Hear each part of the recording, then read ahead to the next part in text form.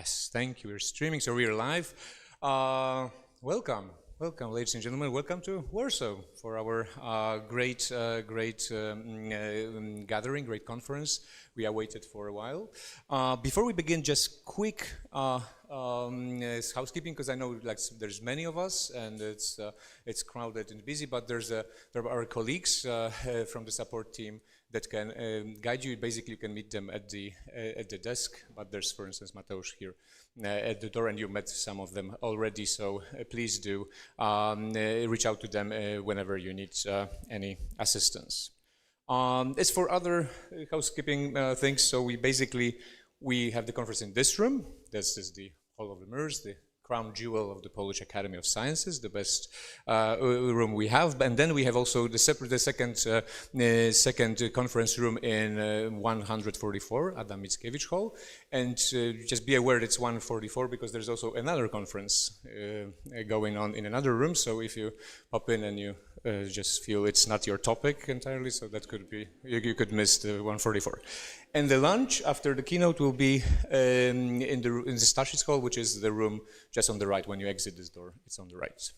Exactly. And when it comes to the afternoon program, we will go to the Museum of Warsaw. That we will organize the poster session and the cocktail afterwards. So the guided walk will come and we'll go to the Museum of Warsaw at sharply at 4:30 from the outside of the palace, from the Copernicus Monumentum outside. You cannot miss it. So during this walk, we'll give you some short anecdotes about the city and some sites passing by. And at 5, museum guided tours will start occurring. So please take your time there, visit the museum, hear about the Warsaw and about our city. Then at 6, the poster session and reception will start in the courtyard called Lapidarium in the Museum of Warsaw.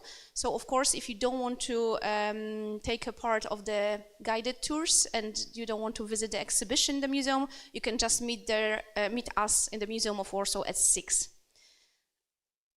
Yep, and one more announcement before we begin is that we're happy to host a new iteration of Open Science Timeline. It's like a community project that maps progress of open science in different communities, different countries, and it's led by our colleague Alessia Smagnotto, who's sitting over there. So the project is on display on the staircase, but tomorrow at 1 p.m. there will be a workshop, so you can add your own items to the timeline. So yeah, please join Alessia then during lunch. Yeah. So yeah, without further ado, let's move to the welcome. So I mean, we already welcomed you, but we're really grateful to all the communities that are present here. We're definitely really grateful to the hosts and organizers of the conference. So first of all, did I get like a weird feedback from that, or you hear me well? Because it sounds like okay. Let's hope it's yeah. Maybe I'll just, and that's better a bit. Yeah. Okay, okay, so we can just jump. No, sorry for that. But bear with us. Thanks to the IBL PAN for hosting and organizing conference, to OPERAS ISBL for being our co-organizer, and also special thanks to National Information Processing Institute and Public Knowledge Project, because they organized the satellite event PKP Sprint, which lasted for like past 2 days and was really exciting. And of course, special thanks to our funders, National Agency for Academic Exchange, because this conference is a result partly and is funded under the Strategic Partnership Program through the support for the SCIROS project, about which I will tell you a bit more in a second. And many thanks, of course, to the European Commission, because also part of the support for the conference comes from the OPERAS Prime project. We are also very deeply honored by the patronage of the Minister of Science and Higher Education, represented today by the Secretary of State, Dr. Karolina Zioło-Pużuk, and the patronage of the President of Polish Academy of Sciences, represented today by Vice President Professor Dariusz Jemielniak, and the President of Rectors and of Academic Schools in Poland. We'd also like to thank to our supporting institution that are here with us, Knowledge Rise 21, Association of Academic Publishers in Poland, Association of Academic Libraries in Poland, Daria Eric, and Polish Science Contact Agency in Brussels. We are also very thankful to our media partners, Forum Akademickie and Open Science Platform. And when it comes to the program committee, I think these people really put a lot of effort to help us through this whole program, and we are really deeply grateful for your effort and all of your knowledge shared with us. So thank you to Drahomira Cupar from University of Zadar, Elena Gilia from University of Turin, Graham Stone from OAPEN Foundation, Irena Wipawć-Brwar from University of Ljubljana, Jean-Claude Guédon from Université de Montréal, Marina Cortés Aldas from CNRS, Maxim Kuprejew from OPERAS, Monika Ross from Erich Plus, and our own Maciej Marer from CHC IBL PAN. And we will, of course, find you because we got some very sweet Warsaw treat for you. This is chocolate Wedel cake with a thank you note for all your effort and help. The best we can give for thank yous. We'll find you. And yes, big thanks to organizing committee, again, local organizers and the OPERAS team, and for the great work, ongoing work. So it's still 2 days to go, but it's been great so far. So many thanks to Mateusz, Gabriela, to Agnieszka, Marta, Piotr, and Magdalena, as well to the OPERAS team, Lorena, Lea, Isabel, Maxim, and Drahomira. Thank you so much for supporting us. Okay, conference in numbers. We didn't expect that, but we've got 173 registered participants. So welcome all of you from around Europe and around the world. We've got Canadian representatives. So at the end of the day, we've got 23 countries registered, 51 speakers that will be giving us the presentation and speeches during 7 panels, 5 paper sessions, 40 posters. And of course, thank you all for organizing this amazing collocated satellite events that are with us since Monday. And just one more kind request before we will jump to the right opening of our conference. Before the break, we will have a chance to have you all here. To one conference photo. So please, before lunch, after the keynote speech, just stay here for 5 minutes, and all of you that are on the entresol and the galleries, just come here for one photo. Perfect. So now we're done with homecoming. We just move to the proper opening of the conference, and for that I would like to ask our special important guests to take floor and say a few words. So first, Dr. Karolina Zioło-Pużuk, Secretary of State of the Ministry of Science and Higher Education, if you could say a few words.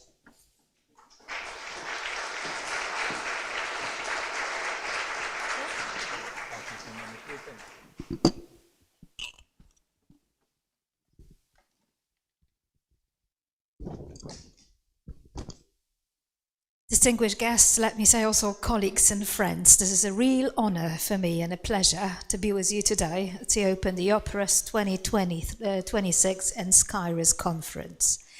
I have to tell you that standing today feels a bit like homecoming, not only because I used to co-work for the Institute of the Literary Research, but also as a researcher in the fields of linguistics and literary research. I see not only a room full of delegates, but a room full of colleagues who understand unique and often beautifully complex of humanities and also social sciences. But I also know from firsthand the hurdles we face as people working in the research, in the humanities research. And that's why I'm so personally invested in the work you're going to be discussing today at the conference. In my work at the ministry, I always try to emphasize in my almost daily work the importance of humanities for the development of the societies, but also for the policies. We all know that the way we share and communicate our research is changing, and frankly, it is about time. We are having some very honest conversation in Poland and also across Europe about the systematic pathologies resulting from the pursuit of quantity over quality, such as predatory publishing or so-called paper mills. My ministry is committed to championing quality over, again, I'm really sorry, this time was all right, quality over quantity. I'm still thinking about quality, but somehow quantity comes into my mind. I have to stop doing that. Only quality and moving away from the rigid metric-driven assessments toward a system that rewards genuine academic excellence. We are in the process of discussing joining an open research European initiative known as OPERAS. We just decided today during the leaders of the ministry that as a country we're planning to join it. So this is the first time I'm actually announcing that. There's going to be further official announcement. This one is slightly unofficial. I had a meeting last week with the people from the European Commission, and we are in the process of agreeing how to start being there as a part of this initiative starting from the next year. This leads us to a big question of research assessment. How do we truly measure the value of scholarly work? At the Ministry, currently redesigning our national assessment framework, which includes consideration of the consideration of the social sciences and also humanities, which were forgotten.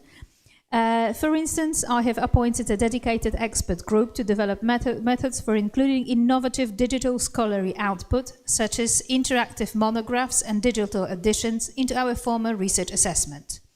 We want our system to finally recognize the diverse and creative ways you communicate your findings in the 21st century. I'm especially thrilled to share that the Ministry of Science and Higher Education has officially supported the plan to host OPERAS ERIC in Poland, which is again, yes, you may applaud. Thank you. Not only I do feel at home, but definitely appreciated for the quality, not quantity. This is a historic milestone, as it will be the very first European research infrastructure consortium to be headquartered in our country.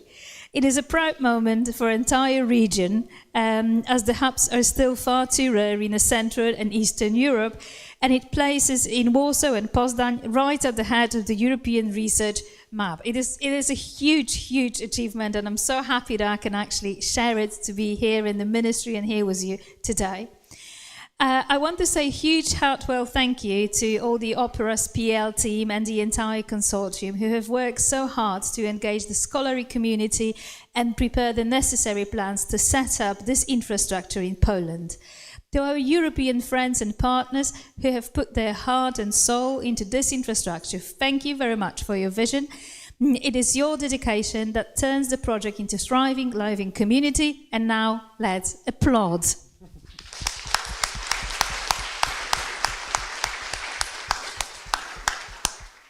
Ultimately, we want to show that Poland isn't just participating in the European conversation, we are ready to host and help lead it. We truly understand the challenges we all share, and we are fully committed to supporting an open, fair and inclusive environment for all researchers, especially in humanities. I wish you all a wonderful conference. I'm really sorry I cannot stay much longer. I'll probably stay around another 40 minutes or so, because I need to go to Łódź. I've got a meeting with PhD students there, and I'll be promoting the idea of becoming a researcher in the future and showing how fascinated it can be in any fields, including humanities. So have a great conference. Thank you very much for having me and inviting me. It was such a huge pleasure to share everything with you. There's two good news, and also thanks very much and have a great conference. Thank you.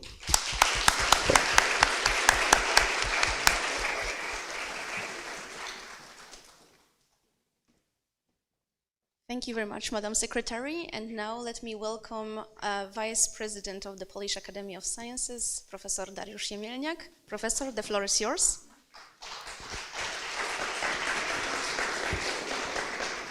Thank you so much. The minister said what I want to say, so I'm out of words. Apologies for that. But dear colleagues and distinguished guests, it's a pleasure. It's a real pleasure to welcome you to OPERAS and SCIROS here in Poland, and it's a particular pleasure to open this gathering today because we meet what we have, what may turn out to be the turning point in Polish academia, Polish science, because for the first time, Poland is on a good track to host the ERIC, European Research Infrastructure Consortium, on its own soil. So it's a big thing. The OPERAS headquarters, if all goes well, that is, will be established here.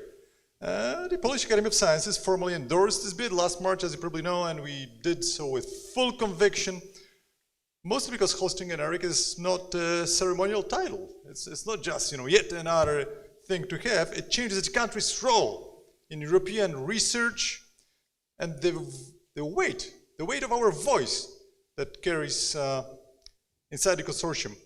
And two past institutes carried this initiative. Kudos to them. It's the Institute of Literary Research in Warsaw and the Poznań Supercomputing and Networking Center. The Warsaw Hub will hold the administrative, legal core. Poznań will run the technical infrastructure, the innovation hubs. And around them sits the OPERAS PL, the consortium, leading Polish universities together with an NGO partner. And the structure, as you probably can guess, is deliberately distributed this way because the work itself is distributed. But the question remains, why does it even matter? Why does it matter beyond the institutional achievement? I think there are three major reasons for that. And the first one is crucial. It's integration. Polish humanities, social sciences gain a direct route into the European open science cloud. That changes everything. It changes who collaborates with whom, on what terms. And it also affects our success rates in competitive funding calls.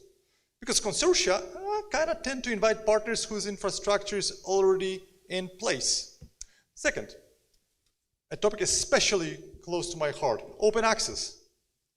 OPERAS hosts the European Diamond Capacity Hub, and Diamond matters because the alternative, commercial gold open access, has become a quiet tax on research budgets. It's basically unfair. Article processing charges routinely run beyond 3,000 euro per paper, if we're lucky. These are paid by libraries, by grants, by universities, but ultimately by taxpayers. And the Diamond Open Access Standard Framework maintains high quality without making this access so expensive. And third, the third reason, this is the part I find most interesting as a researcher of digital knowledge, it's sovereignty. The Leda report on the European single market proposed a fifth freedom along the classic four: free movement of research, innovation, knowledge, and education. And OPERAS sits inside that vision. Scholarly communication should not be a dependency you rent from a handful of commercial vendors based outside of Europe. It should be public utility governed by the community that produces and uses it. And at a deeper level, integration of science is also integration of Europe itself. The European research area is very often described in technical terms: infrastructures, interoperability, funding schemes, but behind these mechanisms lies something much larger: the creation of durable forms of cooperation and trust across national systems. Shared research infrastructures do not only connect databases and institutions, they connect communities, government cultures, long-term political commitments. In that sense, ERICs are among the most concrete instruments of European integration currently built. There's a practical edge here. What the platforms we publish on and the analytics that shape national evaluations all live inside a few private firms. We're not really in charge of our own scholarly record. Building a sovereign, community-governed alternative is slow work, but it's absolutely worth doing. That is what this conference is about, and over the next few days, you'll surely hear from people who are actually building these systems, often without enough credit, rarely with enough sleep. I hope you'll engage with them generously, and the collaborations that will start will foster and grow. welcome to Poland. Welcome to OPERAS and SCIROS. I look forward to the conversations with you. Unfortunately, I cannot stay longer. That's too bad, but it's a wonderful day. Amazing. Thank you for doing this, and yeah, enjoy.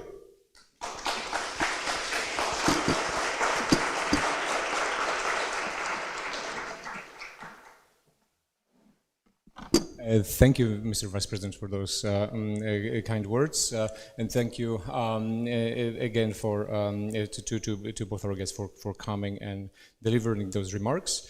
And we just moved to more introduction to the topic of the conference now, to give you more background for why we are here and what brought us here actually, and how it's all began and how it's going and what the future will bring. So I thought about starting with some fundamental issues like what is research infrastructure, because we're talking about ERICs, we're talking about OPERAS, we're talking about building something, we're talking about supporting scholarly communication. So what exactly we're building, and we in the humanities, social sciences are pretty used to the fact that when we're discussing research infrastructure, people would imagine something like this, you know. There's like steel, concrete, maybe some computers around. So that's imaginable. That's infrastructure we could have. But actually, there's many more aspects to it. And if you look at the official European definition of the infrastructures, it's much more complex. I mean, it's generic enough to cover a lot, but you can see that these are facilities, resources, and services used by research communities, or used by someone. And it includes major scientific equipment, knowledge-based resources, e-infrastructures, but also, I mean, other tools, whatever that could be, but communication networks. And I would like to pin this this particular aspect. So what communication networks are and why are they so important for infrastructures? So there are like many definitions, discussions of the infrastructure, but in a way, infrastructure is something that mediates, so allows, for instance, people in science to travel across, so connects some parts of communities, allows something, so it's a basis for something. And it's a really interesting notion of a marketplace, which is coined to describe infrastructure. So if you imagine a marketplace, so it's not only let's say, you know, the ground, the facilities, the tarmac it hosts, but also people who are there, also interactions they have, also some know-how they possess, something they produce. So there's also some community around this. And this notion powers those initiatives I just mentioned here, like EOSC Marketplace, which brings together different aspects of our work of data produced all over Europe, but also SSH Open Marketplace, so social sciences and humanities open cloud activity, which kind of gives us this notion of how we can do different activities with different tools. So connects us with each other, and that ultimately leads me to this this point that in a way infrastructure, as Champion said, infrastructure is people in a way. So infrastructure relies heavily on people that create it, on the communities they stand behind it. And even if you look closer at this picture, you can see that there's also a person here. So there's some human component in that. So even there, they have some people. So when talking about this, some of you know this story already, but I really like to point it out as a sort of our origin story for the work we do here in Warsaw. So there's like already 10 years ago, it's a long time ago, but a workshop in Prague, so we can probably spot myself, but also another gentleman with a laptop, which is Pierre Mounier, my co-coordinator in OPERAS, who was sitting over there. Hi, Pierre. So this was this was just before we met, because after this picture was taken, Pierre had a presentation about this new thing, like OPERAS, the project that will bring open access to the humanities, and it was like really interesting for me. And I asked him, okay, but you know, I'm from Poland, and if I want to publish my book in English in open access, you know, what can we do? So, okay, so the answer was really complex. We went to a Czech pub afterwards to discuss it thoroughly, and the result was that he told me, yeah, there's this initiative, maybe it's parallel to your interest, and this is how we kind of jumped on the wagon, and ever since our connections with OPERAS grew stronger. So, for instance, this picture here is the kickoff of the OPERAS P project, which was 2019. And basically, this was one of the preparatory projects for the ERIC. So we hosted it in the room where the other location of our conference is, which is also dear to my heart because this is the room where the first, I think, final draft of the mission of OPERAS was written. So that's, it was discussed this draft. So this is also very important moment. We also were to actually host this conference back in 2020. That was also that we are supposed to host the OPERAS conference, but as you recall, in 2020, the many events were cancelled, due of course to the pandemic, which also underlines the human component of infrastructures, that we are pretty vulnerable. But anyway, these are the projects we started participating in, contributing in, creating lasting connections with OPERAS team, with other partners, but also elevating the competence within our research team, which spilled out to larger Polish community. So we started the work on integrating diverse initiatives and resources already ongoing in Poland, already in place, and we drew in research plan, and it's here. I mean, I'm not going into detail right now, but there's a poster about the Polish note. You can get it all from them. But the thing is that we started to cooperate, to talk to research, to publish reports, and the result was this really nice achievement of creating OPERAS PL consortium of, as already mentioned, leading universities, institutes with our NGO partner, and we applied for the research infrastructures roadmap in 2025. And the next step on our way was the SCIROS project, because I promised you, I mentioned you the SCIROS, because this is why also we're here. Because we realized that our ambition is to build the ERIC, to run the consortium, but we need to learn a bit more. We need to learn from you, actually, from the community. So SCIROS, in principle, is a capacity building project based on networking. So together with our partners from 6 countries, we organize lots of session events, study visits to learn how they approach open science, how they build infrastructure, what are the activities, capacities. Basing on this, we did our own research, and last 2 days were dedicated to really long and really rewarding feedback sessions. So again, thank you to all partners, because I heard that feedback collected is really, really great, and we run this project till August, but definitely will include it all. So SCIROS in principle was based on this premise that we need to learn more about open science in order to work with it, in the sense that we sometimes take it for granted that, that is good, we need it, but sometimes we need some actual arguments, for instance, when we're discussing it with our fellow colleagues, but also when we're discussing it with ministries, with institutions, how to advocate for open science, or how to respond to difficult questions about, I don't know, for instance, possible inequalities in access in my cause, or things like that. So we focused on 3 areas in the project: theory, practice, and infrastructure. So theory of open science, its practice and infrastructures, and research them throughout the project. So you will hear a bit more from us. There's of course the SCIROS website and podcasts, if you prefer podcasts, that's also available, and some of you were already interviewed for that. So it's a really great resource.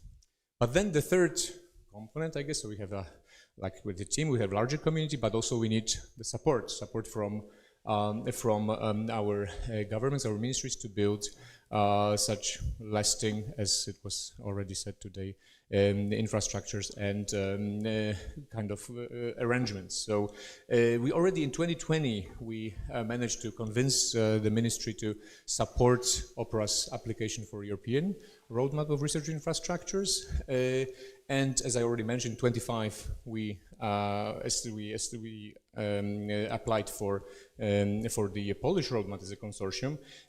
But also, meanwhile, we have like a really series of long meetings, applications, committee meetings to convince ministry that it's really worth to also become the co-host of OPERAS ERIC with France. And as Madam State Secretary said today, we got this decision from the ministry, and this is a great breakthrough for us, and we want to work with it further.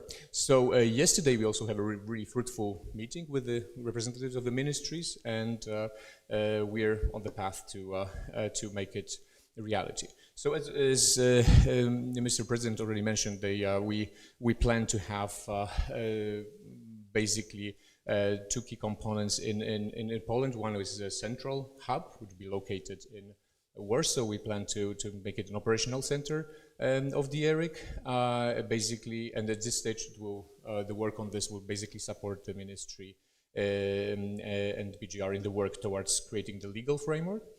For that, we'll have the OPERAS Innovation Lab, which is something we as the IBL PAN team, together with PCSS and colleagues from OPERAS, we developed throughout several projects, but this now is turned into OPERAS service for supporting innovative work, but also researching into what's needed, what are the innovations, what are in the SSH. So this is also something we will locate in Poland, in this lovely building in Poznań, and the other part of it is the IT infrastructure, which will be also located in PCSS. And yeah, by the way, I see this, Tomasz Parkowa representing PCSS here, so a big hi, and yeah, thanks for the work so far. Getting to just some conclusions. So this is our road towards the ERIC. So there's like some milestones without getting too much into detail, because it's a bumpy road. We basically need to have the big commitment from other countries in order to submit it, and this is our timeline, and hopefully sometime in 2028 it will become reality, but this is a process that depends on so many factors that we will see when we get there. But moving on, so why we're here? So we're discussing all this. I mean, we're here as a community, as I said, to build connections, to discuss, and these are the main, I think, topics that kind of emerging from. I mean, they're partly connected to the call, sometimes not for papers, sometimes not so much. But I would guess these are the main currents of reflection that run throughout our conference. So basically, of course, infrastructures for open scholarly communication in Europe. You see many presentations of ongoing work, also on national level, which is also interesting to learn from colleagues from different contexts, what they do, how they achieve that. We have those linking papers and presentations, how to connect those initiatives. It is also important if you have those different levels, national, European, global, or sometimes regional even, in different constellations, so how to link them, how to work with them. Another thread would be about policy issues, including research security and digital sovereignty. So there's important aspects, I think, explored today in the panel, but very, very timely. We have many also technical papers for technical people who want to learn what's behind what we see. So there's a lot about provision of new services, but also using large language models, which is current, and graph models, which is currently, of course, very innovative and quickly expanding field. And finally, current state and future of open science. So there you also find a bunch of kind of theoretical papers or like reflecting on the state of the field, which is also very interesting. So moving to the finish, because we also want to stress this community aspect today. We have the topic of our conference is one word for many communities, because we want to communicate communities. However, we started with thinking about nodes, and it was also partly my fault, because as I'm also like invested in social network analysis, I was thinking that nodes representing all those different entities and communities would be a great metaphor. But this is also something we learned from social network analysis, that the more connections you have, the different connections, the network is stronger, better built, and you can rely on it better. You can achieve more. So that's why I would like to finish with exploring our network of the communities of OPERAS that gathered here today. So just to give you the overview, that the OPERAS is a non-profit organization currently led by 30 members, but actually it's changed. So because today in the morning we also had a meeting, and actually now we have 14-member executive assembly members, so let me warmly welcome Canada as our new core member. So a big round of applause.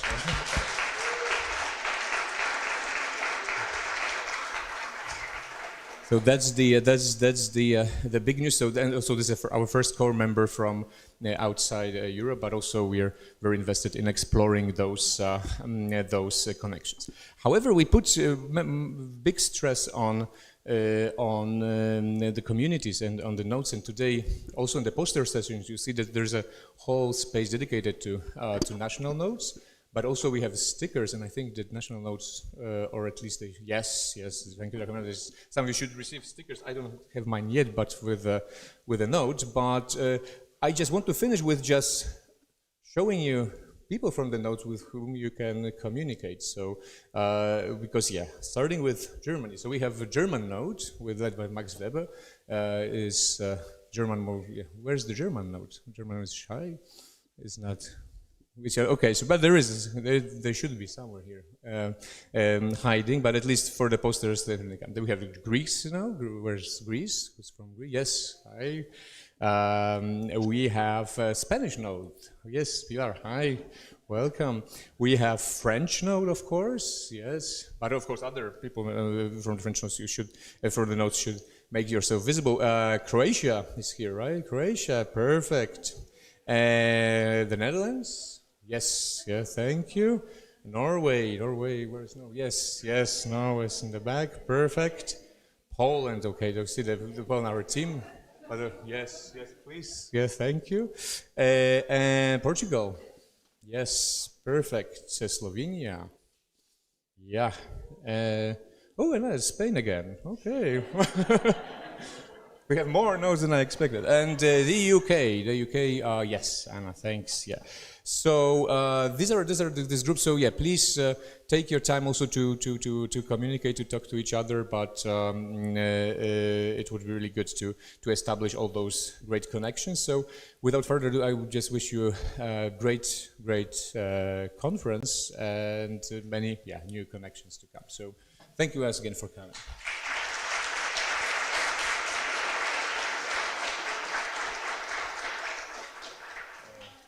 Okay, so now we'll be moving. Yeah, we're a bit ahead of schedule, which is good. But we move to the keynote presentation. So may I ask John, will you present from your? Okay, that's a matter. Yes. So let me introduce our first keynote speaker for today.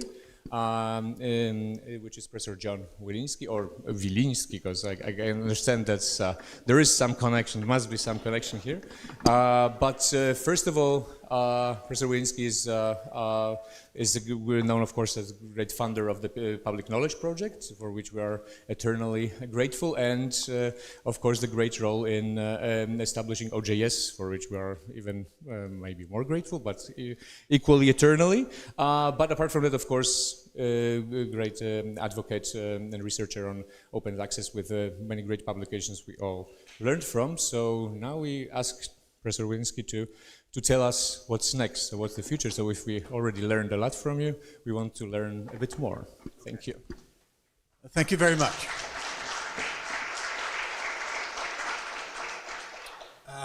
Let me start by playing the school teacher it's really my trade, and that is to say, I understand that you've been sitting for almost an hour. Would everyone take a moment to stand and stretch a little bit so that you can sit back and enjoy this speech? We're going to cover a millennium of history, so you need to prepare yourself. Stretch a little bit, turn to your neighbor on your right, on your left, raise a leg, yeah, that's right. And then settle back into your chair.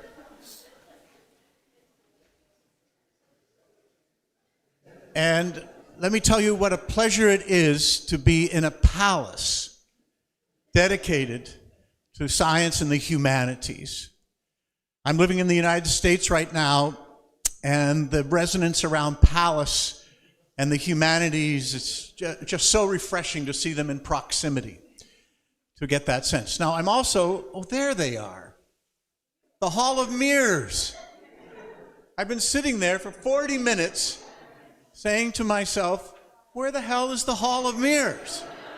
Am I in the right place? And it's right there.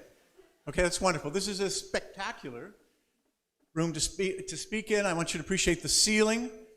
I'm very appreciative of the fact that you didn't close the blinds for the slides, that you can see the beautiful Polish sky out there. I also have to explain to you, this has been a little unsettling. I've only been in Poland for 3 days now, and I've had 4 lectures on how to pronounce my own name. The Wilinski part I can appreciate. The accent over the N is a whole new aspect to me, and I think it's kind of classy. I might have to, if we still had business cards, I might have to go for that. I was introduced to Professor Wilinski yesterday at a session, and it was a little unsettling to shake hands with a Professor Wilinski, who actually works in information science. I quickly checked to see if he played guitar, so it wasn't me. But it has been that kind of welcome, and I very much appreciate it. And what I want to do today in terms of this talk, let me just make sure I understand how this is going to work. Yes. Is look at 4 ways we're driving forward into the future. These are very much based on the Public Knowledge Project's perspective. I want to acknowledge my colleagues in the audience, Alex Schmetcher, Rouge, maybe. Oh, properly looking at me from above, full of judgment. Are there others? Did Blessy make it? But at any rate, we're a team of 40. We've been working since 1998 on this project of open access. And we have been looking forward all that time with great hope and anticipation. And we have encountered the unintended consequences of open access. We have had some success only to see new challenges facing us. But if we are really committed to the humanities, if we're really committed to that sense that we have to learn from the richness of the human experience, as not opposed to data science, not in opposition to artificial intelligence, but in relationship to it, then I think these are the 4 key elements.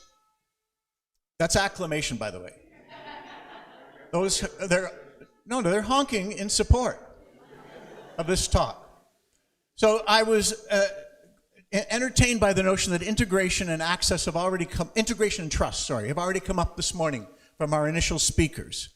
That I'm on target, that I'm not in the wrong room after all. But what I want to do with these 4 concepts is I want to give you very concrete instances of what we can do. And at the same time, I want to look in the rear view mirror. I want to think about how we do not know the future, but we do know the past. Not reliably, not consistently, but that we need to think through the past because we are only speculating about the future. I'm so glad that it was announced that Canada has joined OPERAS. We want to make Marshall McLuhan one of the honorary chairs of the opera delegation from Canada, one of Canada's greats.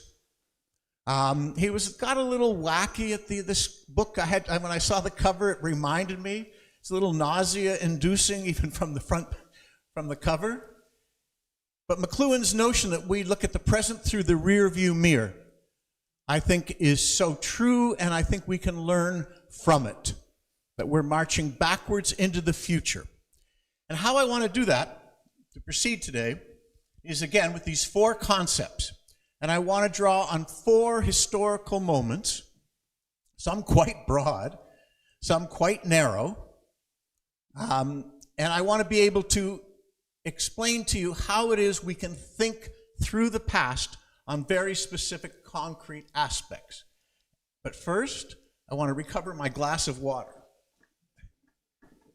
Excuse me. You didn't know there was a glass of water hiding there. I have other magical acts I'll show you later during the talk.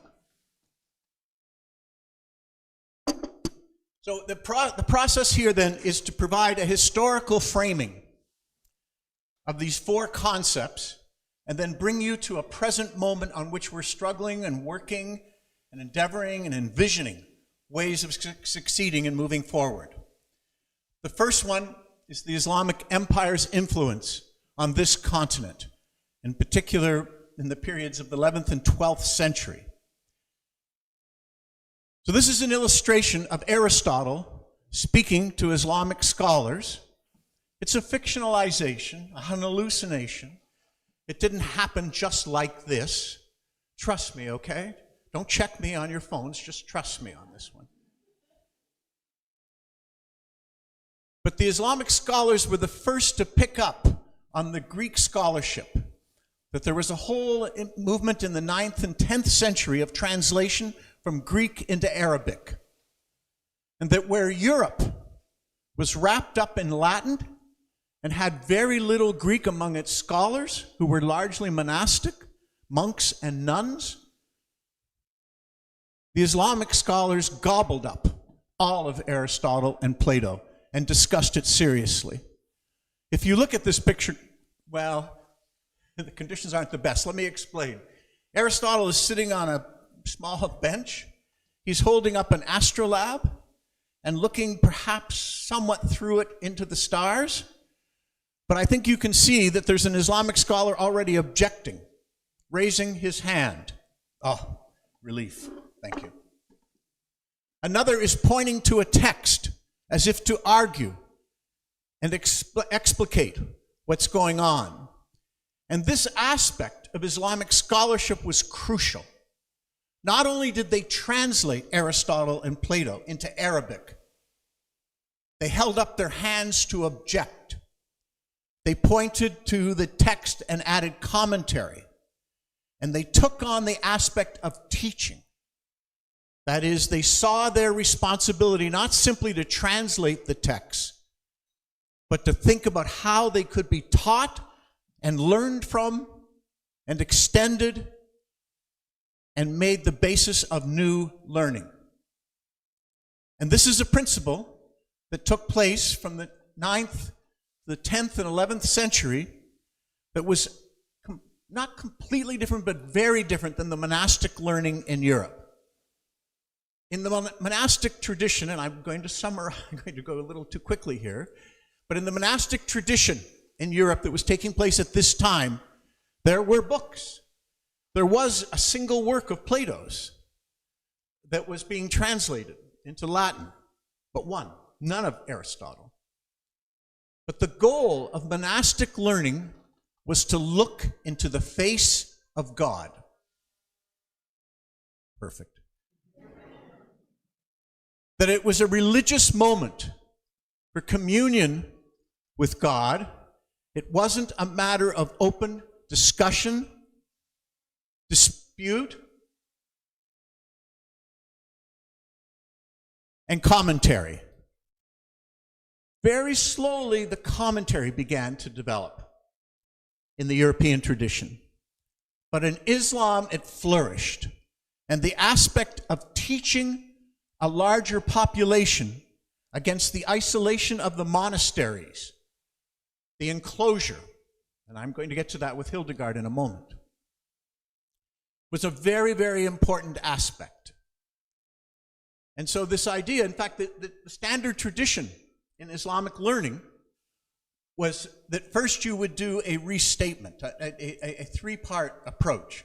You would restate, you would paraphrase Aristotle to show that you understood it. Then you would explain what it meant in terms of difficult words. And the third was you would provide a commentary that wove it into the whole tradition of Aristotle's work. 3 steps: paraphrase, explication, commentary. And that tradition arrived in Europe because of that moment of contact, that integration of Islamic culture and monastic culture. So the empire that conquers Spain and all of North Africa, makes its way into the furthest reaches of Eastern Europe, that Islamic tradition was incredibly successful in a military sense, but it was also a series of libraries spread across that whole section of the world. And scholars were traveling from libraries to libraries. And the tradition in libraries, I'm not suggesting you take this up. You don't need to build an apartment in addition to every library. But that was the Islamic tradition.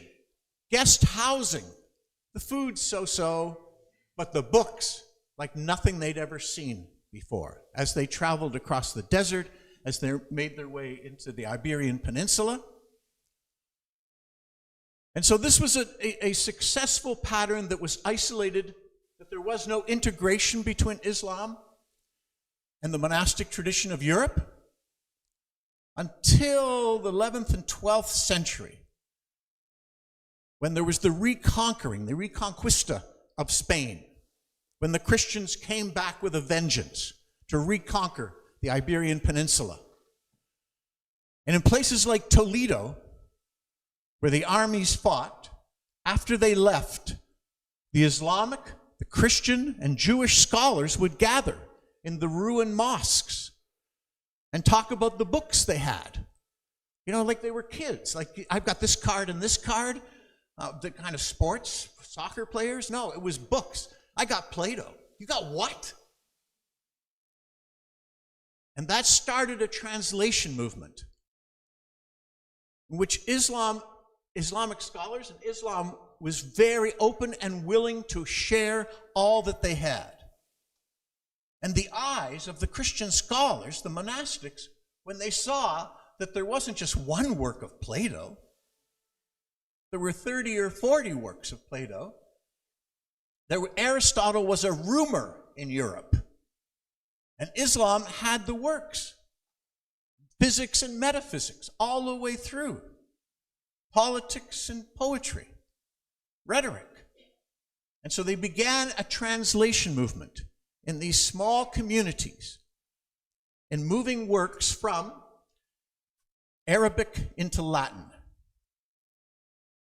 And that process changed Europe. Over 2 centuries, they filled carts, or perlator boxes. I'm sorry, you're not familiar with carts. They filled perlator boxes full of texts that had been translated for the first time into Latin, and they put them into Amazon Prime trucks. They put those carts behind horses, and they sent them north into Europe. And they arrived at marketplaces like Oxford, Bologna, Paris. And the monks in each of these communities were dumbfounded, were inspired, were ready to leave the monastery. They realized that the amount of learning they had before them did not fit into their monastic cells, into their monastic isolation. And these books came with instruction manuals. They came with explications, commentaries, paraphrases. After reading them, you were a teacher. What were you doing in your monastic cell? You went out into the street, into the marketplace, in the community, and you saw, I am the expert on Aristotle. Who's ready for some metaphysics? I can teach you. And so the monasteries lost these wayward monks. I'll get to the nun in a moment.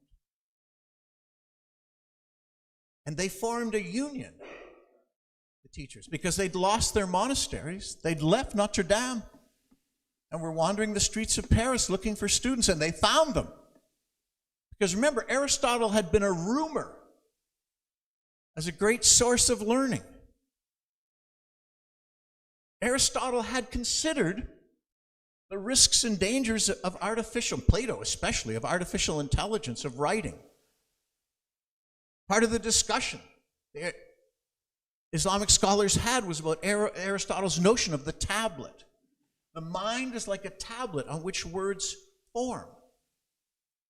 You get they used the tablet. Okay? It was Kindle. It wasn't like a great tablet, but it was still a tablet. and to look for those metaphors of learning, of understanding. All of a sudden, this became a new way of thinking. So those teachers, those instructors, those ex-monks, though they really weren't ex-monks, they still had needed a place to sleep at night, still, 3 meals a day. Monastery had its attractions. But they were working independently. And they were getting into trouble, and there was questions about their business practices, and they formed unions in the sense of a university. They started universities. Now, they didn't know they were universities. They had no pension plans. They barely had a library, but they had libraries.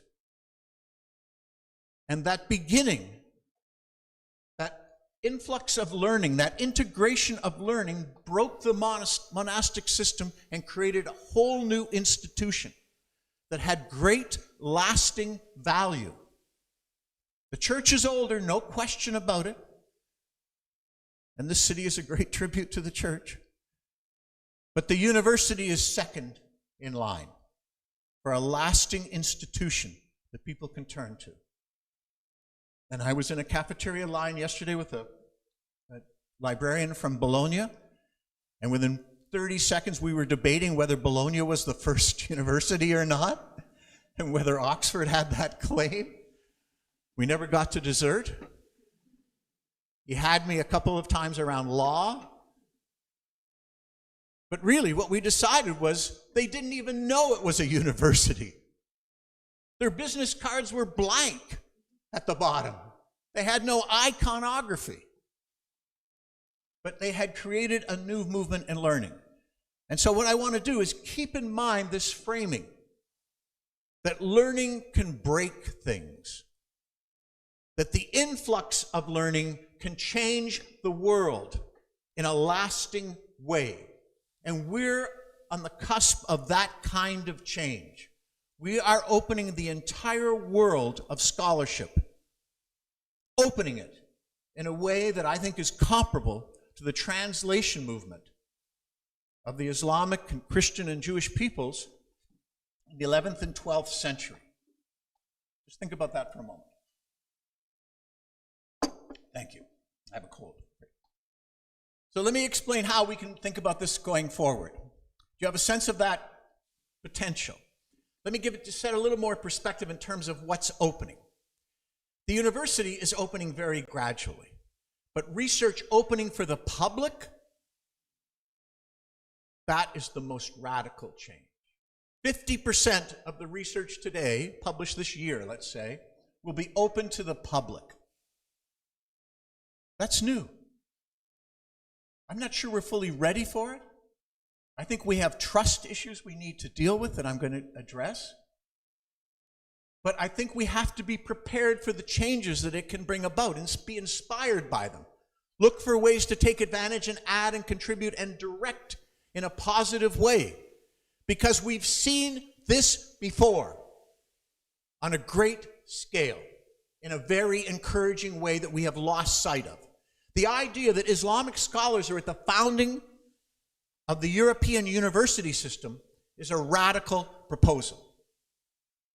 I only know of one scholar who's making it at this point, right here, at this moment. It's much more traditional to talk about the church developing, wanting greater the training of administrators and requiring more administrative apparatus, and the universities were a way of providing MBAs for aspiring clerics who wanted to administer the church. I think it's something more exciting along these lines. So if we're going to have this integration on a global scale, and this was substantially global, but it wasn't entirely global. What we're looking at with open access is a global integration of knowledge. Every corner of the earth is participating in this in ways that has surprised us in the Public Knowledge Project over the last 10 years. Amazing degree. We were stunned when we learned in 2021 that research was being published in 60 languages on OJS journals. We had translated OJS in maybe 25, 35 languages. It was being published in 60 languages. We looked it up. That's not allowed. English is number one, Spanish, French, and so on. But there is a global participation in the production of knowledge that we have yet to realize in terms of integration. And this is one effort, one example I want to point to in terms of addressing that question of how do we begin to take advantage of it. Because if we have the whole world producing knowledge and we have no way of integrating it, we are losing that value. We are not building on the complete range of materials that are available. The basis of research, the starting point of research, let's start from there. The starting point for research is the literature review. We take it for granted. We treat it as an exercise for graduate students. The literature review is fundamental, and it is fundamentally flawed at this point. Because if you go into the Web of Science to do your literature review, you have access to 4 or 5% of the journals that use OJS. You are missing 95% of over 2 million articles a year, and you think you have a competent claim to be basing your research on your literature review? I don't mean anyone personally here, sorry. This is rhetorical, okay? And for you to use in your capacity as friends of scholarship and scholars. So we need to rethink how we do this, and OpenAlex has taken that on. The Public Knowledge Project owes a great debt to Google Scholar. Not without controversy did we begin to work with Google Scholar, but since 2004 we have, and they index 89, 88% of the journals that use OJS. Google Scholar helped us to identify 2 of the languages out of those 60 that we now know use OJS to publish. But Google Scholar is not open. Google Scholar is not susceptible to the kind of open analysis and review that OpenAlex is. And we need an open index system. And we're committed at PKP to 100% indexing of journals using OJS, whether they're started tomorrow or whether they started 20 years ago. And in that spirit of collaboration, let me just give you Abasenta, one of the great Islamic scholars. Averroes and Abasenta, you see here. Al-Farabi as well on intellect. This is their early debate about artificial intelligence. What's interesting about this is inside OpenAlex. Abasenta is doing very well. In fact, Abasenta is doing better than I am on open access. 91%. Like I gotta hand it off. Also, Abasenta is rising, like at 5 times my, in fact, I'm not even rising anymore. Abasenta is on the uptake.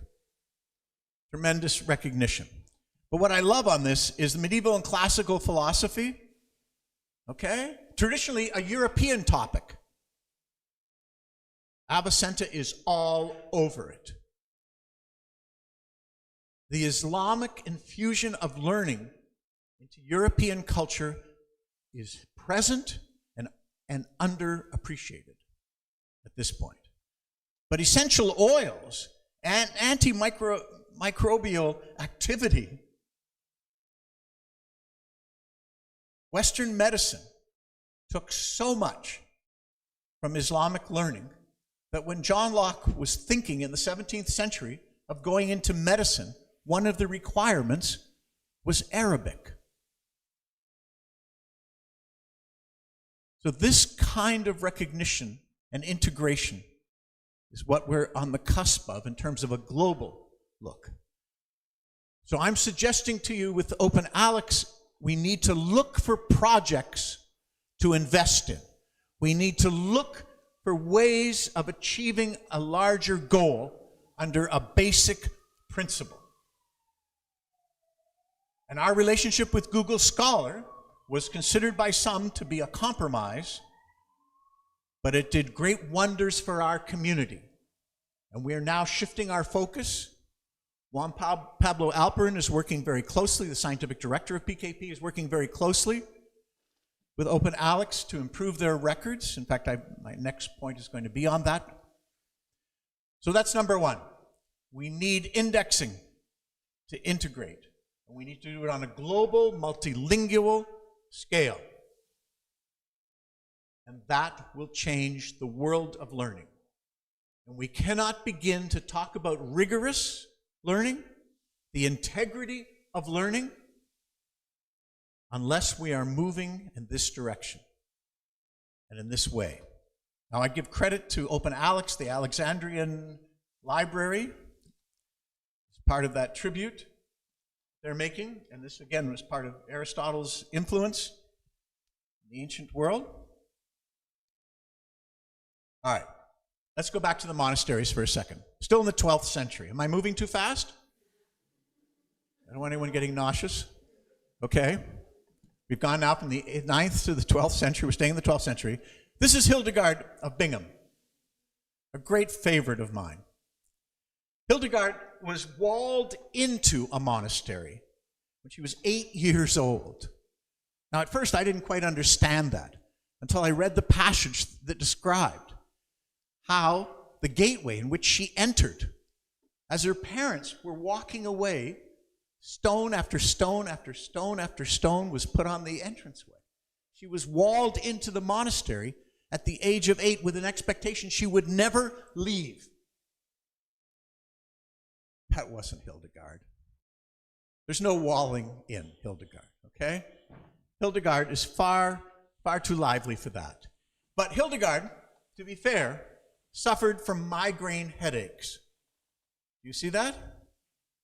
This is as accurate to my thinking representation. This is contemporaneous with her time. We're not sure that she did it or not, but this was a representation. And you notice what she's doing with her migraine? She's working on her tablet. She's not just reading Kindle novels. She's inscribing, she's writing, she's thinking through her affliction. And she wrote to her bishop and asked permission to share her visions. And again, for me at least, a miraculous turn. The bishop said, sure, what can a nun possibly think of? And she went on to think through whole new theologies. She started an entire medical profession around use of plants and natural medicines. She created polyphonious music that we still listen to. Obviously, I'm getting a few nods. That we still listen to today and still inspire musicians today. And she went to the gate of the monastery and took the stones down and stepped out of the monastery because she understood the power of her visions from God compelled her to reach beyond looking into God's face and looking out into the world. She got on a horse. She toured along the Rhine. She preached, she delivered sermons. She was a model of access, public access across multiple art forms. She was a model of capitalizing on your condition and yet challenging its restrictions, finding ways of expressing what it is you know of the world. She never abandoned the church, God, her commitment to the monastery, but she did challenge in multiple ways. And one of the things that she realized, especially in the area of music, is that it's not easy to convey to other people musical concepts. I work in a band, I play in a band, I work too in a band, and the worst thing you can say to somebody in a band, I'm telling you now because I don't want you to ever, I've been through this too many times, is you say to the guitarist, who happens to be me, Did you hear that? Just listen. Just listen. You can learn to play this. Just listen. You're all looking at me like you don't understand. That doesn't work, people. If I heard it, I would have played it already. When you tell me to listen to it, I don't know what to listen to. I don't know where to start. I don't know what note you're beginning on. I don't have perfect pitch. I wish. So this idea then that Hildegard realized is we need notation. We need, I know you're going to cringe when I say this, she said to herself, what's missing here is metadata. I knew you'd cringe. This is metadata. This transformed her ability to share her music. It took a lot of explication, paraphrasing, and commentary, but it worked. We have her music today. Not this notation. It didn't, she should have copyrighted it or patented it or something, but it didn't hold, but it was the start of notation. And this idea that you need to encode and capture the metadata surrounding your ideas and your work in order for people to have access to it is crucial. And it lasts. We're talking 10 centuries. No, not 10 centuries. We're talking 8 centuries. Sorry, exaggerating there. So let me look at one aspect of metadata. This is another project from PKP, and in collaboration with the Digital Library, California Digital Library. Got involvement of, actually, I don't think eLife's in this one, but maybe data science is in it as well. So we're looking at ways of enhancing metadata because we have very uneven standards today. We have very unreliable sources of metadata. And there will be no great indexing of the literature until we have greater metadata quality. And this project is looking at ways of how we can recycle the metadata, improve it and enhance it at any one point, and then return it to its origin.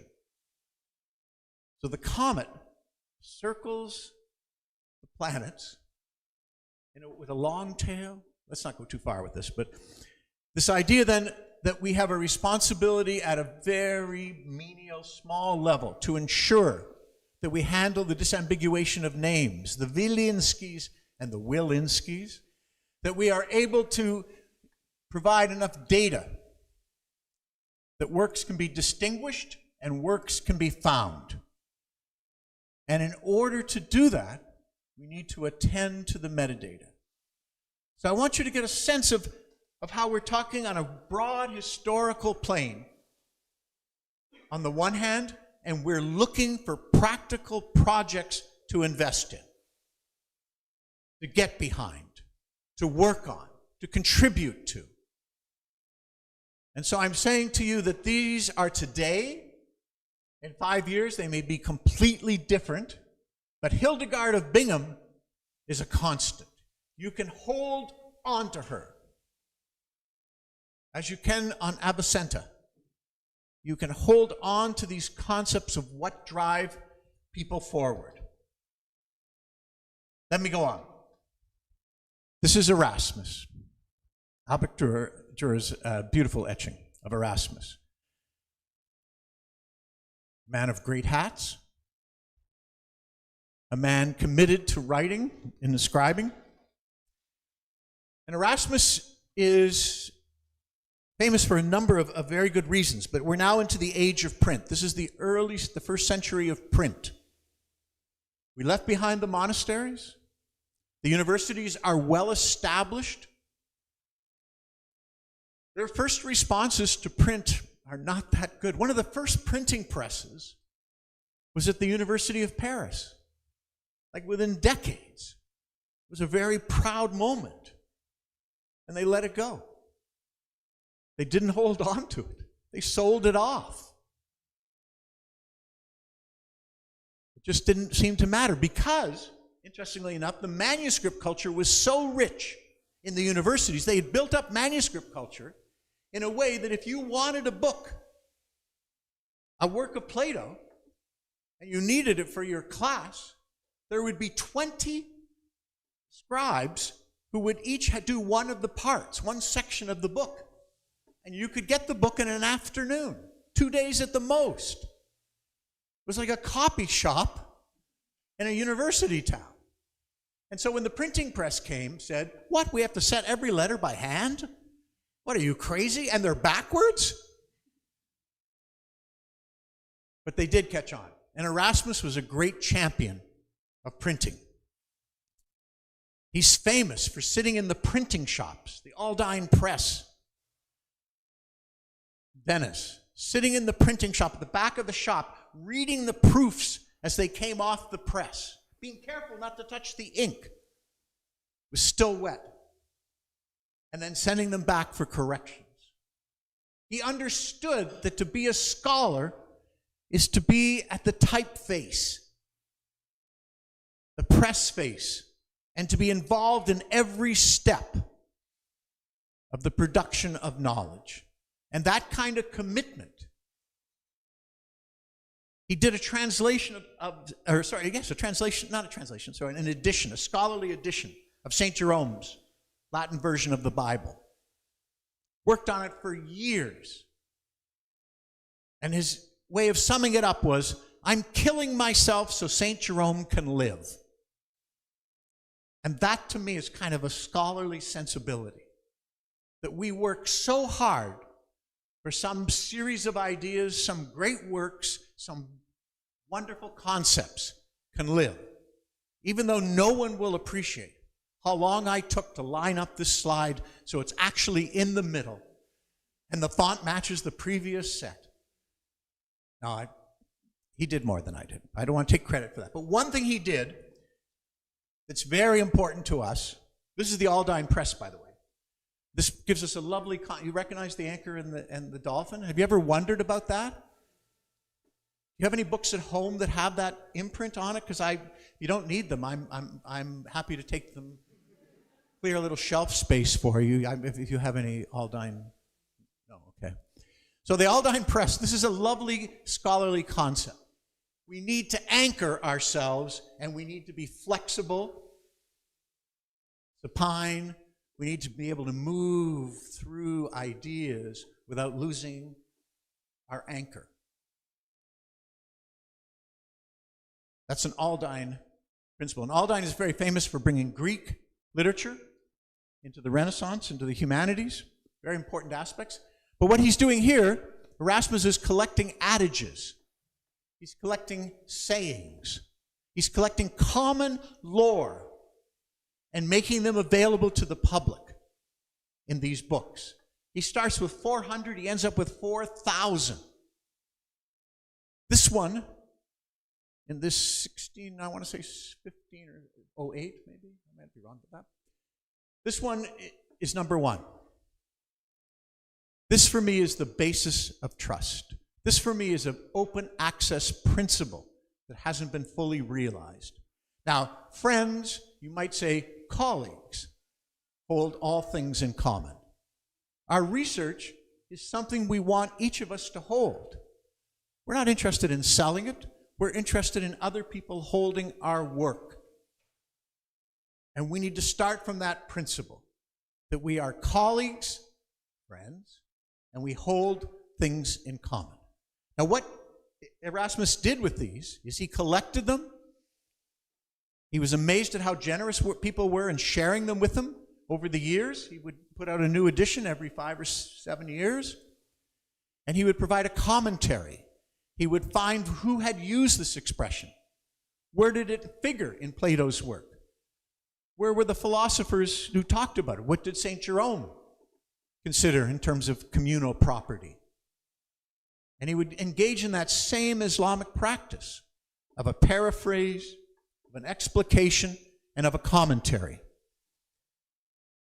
And this principle of being able to hold things in common and to trust them as coming from scholars is in a moment of crisis at this point. I want to talk about trust. So our success with open access has contributed to the current crisis. What happened in 2023 when 10,000 articles had to be retracted, largely from a single publisher named Hindawi that Wiley had recently purchased? You should be nodding. I hope some people recognize this story. You do? Okay, good.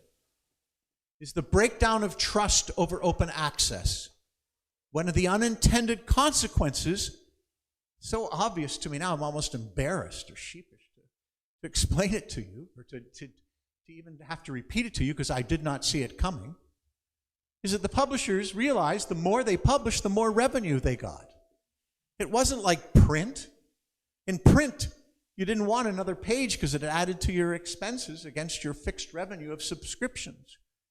With open access, publishers like Hindawi that were completely open access set up guest editorships that broke the trust model. We could not hold in common what they were doing. They were undermining that trust. And we need a way of addressing it. Jeffrey Beal, bless his soul, identified the predatory journal problem. Huge undermining of trust.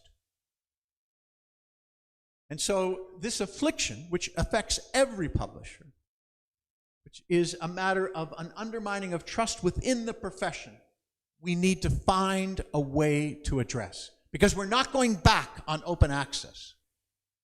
We are not going back to print or subscriptions. But we do have a responsibility. And this is one where I think we can lead. Operas can lead, PKP can lead, the organizations involved in operas can lead in the rebuilding of trust. The public, now I'm coming from the United States, where science was never at the top of the list for trust, but it is at a very low point at this point, from the Secretary of Health all the way down. And we've seen a decline in public trust in the universities, in scientists, and in science. So how do we begin to rebuild that? I hope some of you have seen this pitch from me before, because for the last 2 or 3 years, I have been working on a concept of building back trust. Some of you as recently as yesterday, I know, a few people on the bus I presented this morning on my way over. So this idea of trust, of how do we begin to build trust back, this is an approach that I am proposing. It's a simple label, and it's based on this label. And this label is intended to address this label, Nutrition Facts. It's an American-Canadian thing. It's not common across the world, but trust these labels are, these food labels. This started in the 70s and 80s with a public movement, an information power movement. The public was outraged. They couldn't trust food labeling. And so for 20 years, they petitioned the US government until finally in the 90s, they released this label. It's been modified a little bit. It's used in most countries now in various forms. What you want to notice about it is that it's complementary to our work. It's data. It's not thumbs up, thumbs down. It's data. And it's data in proportion, data in your daily percentage. I was kind of enjoying that crack there. Did you see me getting into the groove in that? So we want to take, or I, at least in the Public Knowledge Project, taken that approach of providing the relevant data. Not all the data. It's lovely when I talk about this, the people who have ideas, they want to add to it. It'd be like 523 elements just going down onto the floor here. Like, clinical trial registration, where is that? And date to first decision, where's that? And so this idea that we need to start thinking about the public. The public trusts. And what is one of the more remarkable aspects of this is the public has changed their behaviors. We have studies from the 90s that show over 70% of the people who were polled said, yeah, I used the label, okay? I'm not telling you what part of the label I use. I'm a little concerned about my calorie intake, that's all. And so this idea that we could begin to change public behavior and trust around research. In an age of misinformation, what are we doing if we're not building trust in research? The fact that research doesn't happen as fast as TikTok.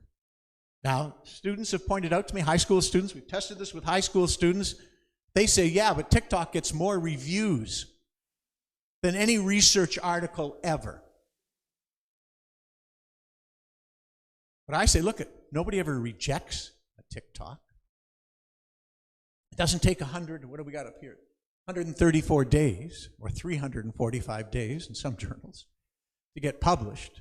There's a lot of consideration that goes in, a lot of care. And we need that public trust, not just for research funding and support for the universities, but we do. We need that public trust so that what we do can make a difference. That global integration, from my very first point. That public access that Hildegard of Bingen made her life mission. That we hold these facts in common. We can dispute their interpretation. We can even dispute the facts at times. But we start from that premise that we can hold these facts in common. And so the label at this point has been developed for open journal systems. We have about 500 journals using it. We've piloted it. We found that the public were 25% of the people who opened the label. Most people didn't open the label. The label didn't get opened. It's just sitting on the article landing page. People ignored it. They never heard of it. But hundreds opened it. Of those, 25% were members of the public. They liked it the most, 4.8 out of 5. The high school students hated it.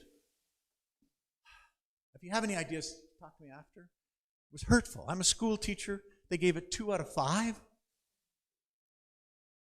That was bad. The universities gave it a 4, slightly less than the public, about a 4.4 out of 5. So we've got it at this point. But what's happened since we've released the label is we've started talking in terms of integration to Elsevier. We started talking to Wiley. We had a call with Taylor and Francis. You ever tried to get them both on a call? It's very difficult. Sage, we're in conversation with. I hadn't done this before. I was a little nervous. I even hired a group to help me. I was so nervous. But we have to do that. We have to think about integration across diamond and commercial. We have to pause in our animosity to the commercial sector and realize that we have something in common, and if we don't capitalize, forgive me, on what we have in common, then we are not going to succeed in this integrity, in this integration of research. And the funny thing for me is the publishers, the group I mentioned, Scholar One among them, are interested in this. They got ahead of me, in fact. I wasn't going to start the conversation seriously until we had 10,000 journals using it with OJS. I've had 30 of these corporate entities say they've been to workshops on it, they want to hear more about it. 2 are considering piloting it for their platforms. And you know what happens if we have a common label across the commercial and diamond and other sectors in publishing? We have much more trust. We have a public that says, I recognize the label. What's with those hideous black bars? What happened? You ran away with the bold? No, it's recognizable. No publisher is going to steal this look and feel. It's going to stand out as a common reference point of trust. And we need a common reference point of trust with every segment, sector, and economy that's involved in scholarly publishing. And so I'm hoping that you'll have an opportunity to recommend the label to journals, beginning with OJS instances, but all the more so with those that are not. whether it's Janeway, whether it's Scholar One, whether it's whatever platform. And we're committed, or I'm committed certainly, but we're partially committed to working with each of them to see if we can't build a common standard. All right, so that's the trust aspect. Let me go through the law. Now this is a tricky one. All of the previous ones made perfect sense to you, I'm sure. We don't talk about the law. We don't consider open access and the law. And I think there's a shame there. In fact, I'm right there because the commercial sector, I know everyone kind of got a chill when I mentioned those corporate leaders and their profit levels. We need to check that. We need to provide some way of bringing integrity to this community that doesn't involve profiteering, that doesn't involve the excess, that isn't putting libraries on the brink of going out of business, as it were, bankruptcy. So Locke comes into this picture. This is like a 5-year. We've ranged so far and so long. Locke, not famous for copyright at all. Locke dies in 1704, and copyright comes in 1710. There's like a 6-year gap. But through scholarship, I have a case to make that Locke was instrumental in the shaping of modern copyright. The act I'm talking about, the Statute of Anne in 1710, is, you see that? An act for the encouragement of commerce and Amazon.com. No? It was an act for exploitive profiteering off of public universities. No, it was an act for the encouragement of learning. The first copyright, modern copyright, based on author rights, was an act only for the encouragement of learning. Copyright started with our trade in mind. We've lost complete sight of that. Now, you can be cynical and say, yeah, the booksellers just used that to convince Parliament to pass a Copyright Act that would protect their assets. And there's truth to that, no question. But Locke lobbied for 4 or 5 years in the 1690s to bring about a Copyright Act that was supportive of scholarship. The act he proposed actually had a 50-year copyright. Like, it was so modern. But what was interesting is 1 copy of every book should be in Oxford, Cambridge libraries. Every scholar should have access to every, and there's a limited notion of scholarship in terms of Cambridge and Oxford. Might have been St. Andrews in there at some point. The idea of public deposit of research, which is still with us today, was one aspect. The importing of books should not be restricted. The importing of scholarly editions should not be restricted. He wanted the rights of the author to be recognized. Locke was all about labor as a property right. And this is an intellectual property. Part of my argument is the concept of intellectual property is really based on intellectual work, not on iPhone design. And Locke tried to bring that into realization. He dies in 1704. The various bills, multiple bills, flounder, and finally the Act of Anne comes in. I want to just pause for a moment here. On my way to the lecture this morning, just to bring up the emphasis on law, I passed this memorial. Anyone else happen to run into it, the Solidarity? And what's most interesting to me about this, and I want to recognize this was a 1989, a heroic moment in terms of integration and solidarity. But what struck me more than anything else is at the back of this,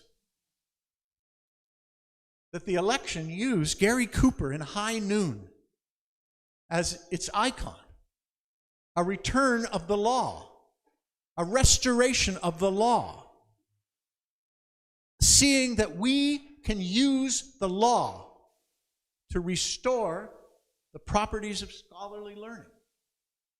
And I'm going to show you how we can do that.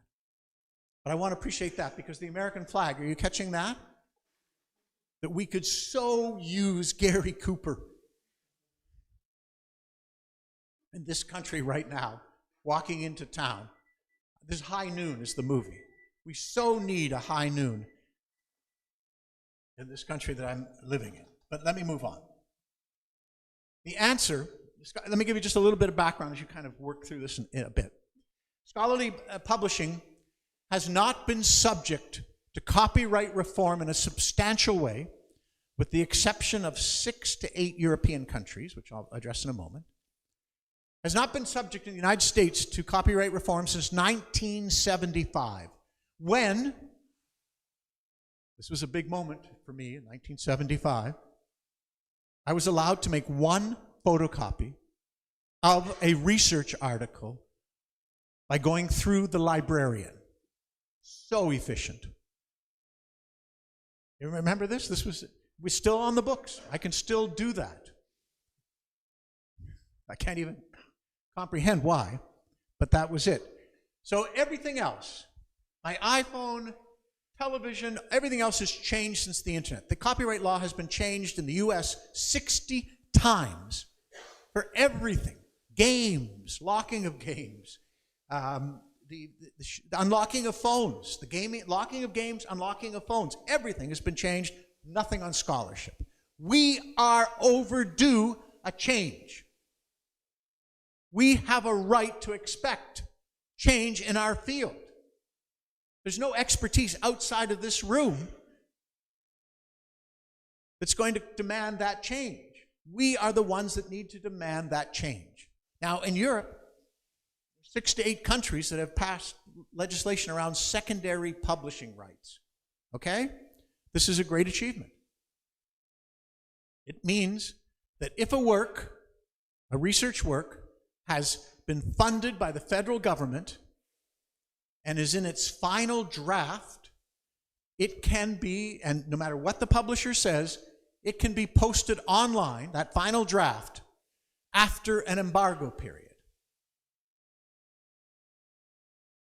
Not good enough. Okay? Great for 5 years ago, 8 years ago, when this whole movement started for secondary publishing rights. It's not good enough to have only the literature that has been funded by the federal government. It's not good enough to have the final draft. If you're in the humanities, you cannot quote it. And it's not good enough to have an embargo for new research. Now, the embargo's on its way out. Credit to this movement that brought about secondary publishing rights. They're getting rid of the embargo. But we need universal, sustainable, open access. And we can do it because we have been inspired. Any recognition here? Good. This is my hero. Taylor Swift. My band plays no Taylor Swift. But she's a champion of copyright. In 2014, she took her work off Spotify. Traumatized millions. Sorry. I should have given a trigger warning. Sorry, I'm going to talk about something pretty traumatic here. Taylor Swift took her music off Spotify in 2014. 4 years later, the US changed the law on copyright for music. Brought Spotify to its knees by making it subject to copyright. That, to me, was inspiring. Then I learned that Taylor doesn't get to set the price with Spotify. She didn't ask for the price, to set the price. She lets the courts set the price for her music. She sends her lawyers, don't get me wrong, to speak before it, and she's got such cool lawyers. Their outfits, all matching. So she has the judges make a decision on the basis of her information and the record producers and the publishers all come in to make their representation, and the prices are set. And on that basis, there's an agreement. There's even a special fund set aside for starving musicians. They check their pulse. They starve for new musicians. They put aside money. Otherwise, they would be considered to be acting against fair trade. They would be monopolizing the market. So I took from that inspiration the concept of statutory licensing. And this is what you see as my current, and it's changed so many times, proposal. We could have a law that says research publications will be made open access, and they'll be paid, the publishers will be paid a fair price decided by the courts. We get to argue in front of the judges whether we think that level of profit is justifiable. Whether it's going into improving indexing, maybe we would agree with it, maybe some portion of it. So having that representation, to me, is absolutely crucial. Let me have a quick look at how this is organized. Research publications, not uncontroversial. I've been called Stalinistic on this one, because I think we need to regulate research publications. We have an integrity crisis. We have concerns. And we have professionals called librarians who are able to discern good research. And so we need to decide what qualifies. If a professor wants to write a novel, that's fine. It's not a research publication. If a new journal is proposed, that's fine, but it needs to justify itself as a quality publication. We have all kinds of lists and ratings all over the world. We could begin to use that to decide. This would only apply to research publications. Wait, is a book a research publication? Yes, it is. And so are journal articles, and so are conference proceedings, but I don't get to decide that. You don't have to decide that. The courts will decide that. We'll have a chance to argue every 3 to 5 years on what counts as a research publication, how much we should be paying for it, whether it's worth libraries committing to it. And this is what happens with music. Taylor Swift cannot say that my band can't play her music. She doesn't have that right. Everyone has access to Taylor's music. Now, I would have to pay the court-set fee, for sure. In this case, I'm suggesting that the universities, let me get to that first. Let me just quickly finish this part. Determined by the courts. So, in Canada and the UK, it's a board. It's a copyright board that sets prices. I'm happy with that. In the US, it's 3 copyright judges. I'm happy with that. They meet periodically, every 3 to 5 years. You can bring special cases to them if there's something particularly egregious. I think that's a fair process. I'm ready to accept the prices one time and then come back with a stronger case the next time. And then I don't have to make decisions about every aspect. They are decided. Who pays? The people who are paying now. You notice who's not paying here? Researchers. Researchers should not be spending hours going over the paths to open access. They should not be calculating how many papers they can publish in Nature versus chemistry, whatever. They should not be worrying about taking grant money away from graduate students in order to pay the fees to get into Nature. Now, I threw in AI companies here. And that was kind of a bone to a dog in a sense. I think this is a very controversial aspect. We don't have time to discuss it.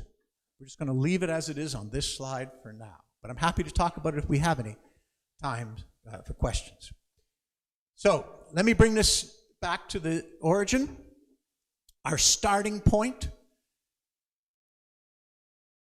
You see now that each of these has a historical basis in terms of what we're claiming. Each of them has an underlying principle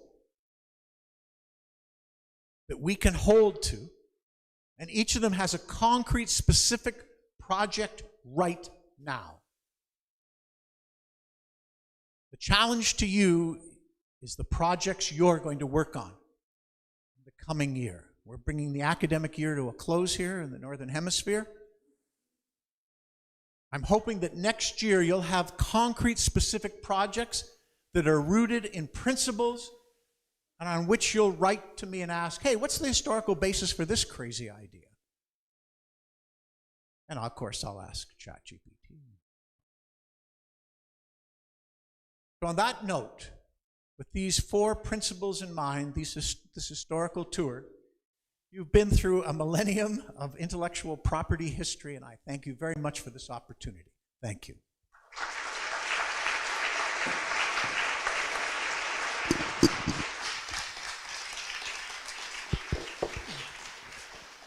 Thank you so much, Professor Wilinski. It was a really, really great, inspiring talk with lots of really great background music. With it started slow, but yeah, it got the groove. That was good. Yes, so we're almost out of time, and don't forget not to leave before we take the picture. We will do it, but I guess we can do a short question, short intervention if there's anyone ready to ask, or unless you're ready for lunch. Positive comments are also welcome at any point here. Yes, Margot, yeah. Dear John, this has been super inspiring. So I even wrote something before you mentioned it. I wrote into my note Festina Lente, and then the picture from Aldous Munatius came up. So absolutely, thank you for that. I was reminded to 2 things. When you talked about the Islamic Empire, I thought of Merton and his Kudos principle, so the 4 principles of science.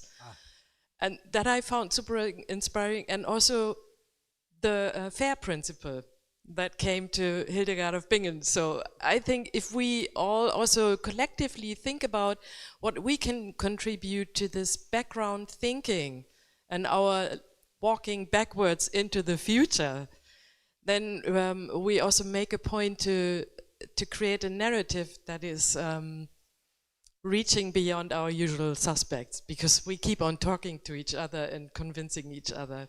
But thank you so much for it. Thank you. So positive comment number 1, next time. Thank you. Would you like to respond? No. Any other positive comments? We can gather. That's it? Just one? Oh, I think we're tired. We're ready for a big... No, Pilar, please. I understand lunch is on the... I don't want to get between you and lunch, right, people? Thank you very much for your talk. It has been very interesting, funny, and impressive from many points of view. We had a conversation quite a while ago about the publication facts label at the Spanish contest, and I want to know how far you went with the commercial providers to implement this publication facts label, if the conversation is still ongoing, and if you are also trying to convince governments to use it. Thank you. Okay, the goal on this, so with the conversations with the publishers are ongoing. In fact, I missed one 2 days ago with IOP Publishing. So they're ongoing. The goal on this is not for PKP to run the label. That's not a source of particular trust. The goal is to have an industry-wide organization. Think of Crossref, DataSite. Think of ORCID. ORCID, in fact, has expressed probably the most interest. And it would convene a publisher's representative group to participate and to fund and support. The label's been fully developed in the platform with OJS and all that, but it is movable. It can be established in other platforms. So that is a possibility. At this point, though, our focus is on journals using OJS to get as many of those using it as possible. And at the same time, we'll carry on those conversations. So this is a multi-year kind of element of trust. People have come back so many different ways in terms of the label embarrasses the editor, and we've changed the label in ways to help. You can start the label whenever you want. It doesn't have to be your old issues. It can be just the going forward. So all kinds of little discussions about that. But it is the sense in which we need the support of the community, or it won't happen. Thank you. Thank you so much. And if you look outside of the window, actually the big solidarity sign is just walking towards us. So I think this is a perfect moment to stop. It's repurposed for this manifestation, as you can see. Yeah, it's now it's a bit obscured, but they carry this solidarity. So there's one of 4 demonstrations apparently today in Warsaw. So you won't be bored. Wait, can I get a selfie with them? Of course. Where's my- I can take a big picture. It'd be my best crowd ever. Yeah. So please. We took some pictures from you earlier. But anyway, thank you once again so much, Jen, for this great keynote.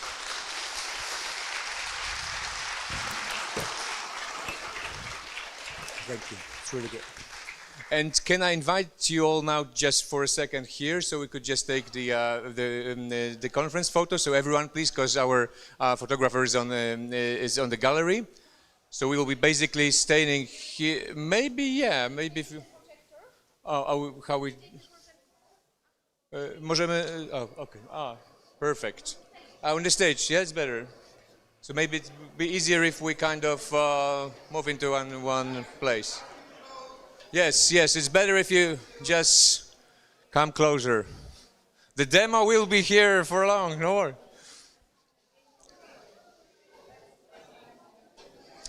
Uwaga, bo tam zaraz coś wyleje.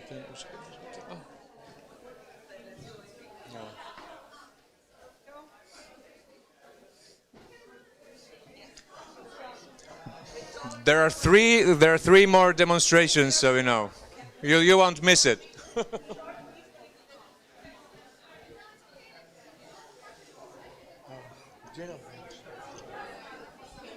Jak tam? Ja się nawet nie chciałem, bo powinniśmy tak trochę uciąć, ale świetnie mówił, to w ogóle świetna była taka pierwsza, ale się zaskoczyła z tym ORE, co powiedziała pani minister, bo ja słyszałem, że były rozmowy, ale nie wiedziałem, że tak już doszło, bo to, tam wiem, że chyba dyrektor Goszczyński jakoś tam brał w czymś udział, to do mnie doszło tam przez tę agencję pan, ale nie wiedziałem, że tam są jakieś, ale widać, że są jakieś konkluzje może, dobrze. No, zabrzmiało to wszystko jak poważnie. Tutaj byśmy już... No. Znaczy, bo prawda jest też taka, że to jest naprawdę mały koszt. Znaczy duży, że tak powiem, Sprawa, duża widoczność. Tak, bo to ja nie pamiętam jak oni, czy nie będą ostatecznego cennika, no to powiedzmy w granicach gdzieś między 10 a 40 tysięcy euro. A już obsługuje cały kraj, rozmawicie, można publikować ten. Oh yes, everyone. The demo will wait. Is everybody here?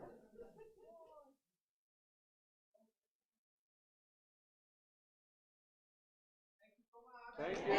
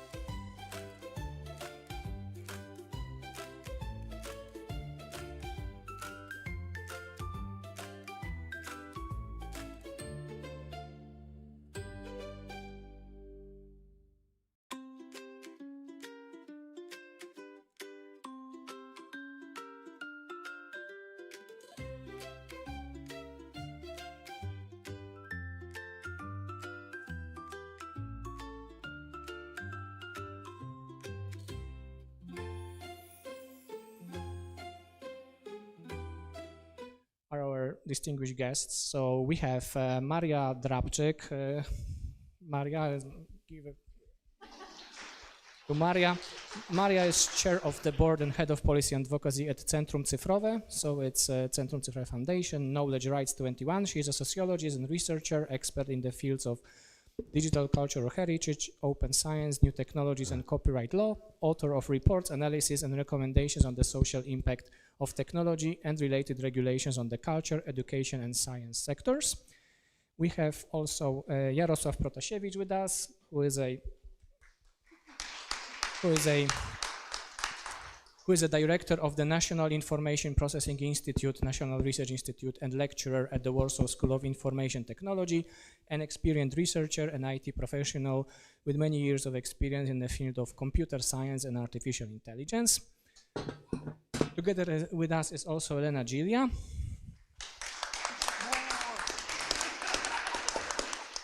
Head of the Open Science Unit at the University of Torino. She has been part of the European Open Science Network for many years, actively attending conferences and writing, lecturing on open science.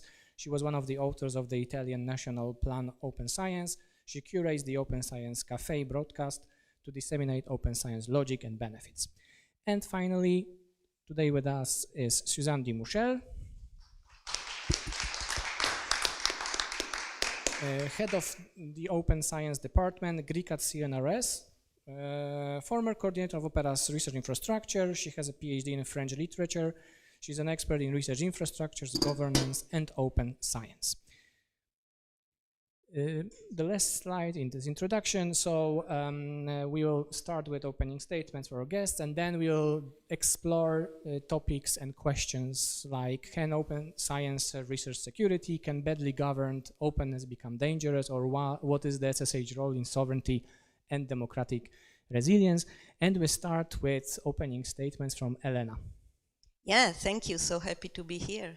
And thank you for bringing you my questions. And if you know me, there won't be simple question, but very provocative and controversial ones, because, you know, we are supposed to, let's say, have feedback from you. So my initial point, and sorry, I'm old and I'm from the humanities, so I have my notes here. So my initial point is that open and security are not in conflict.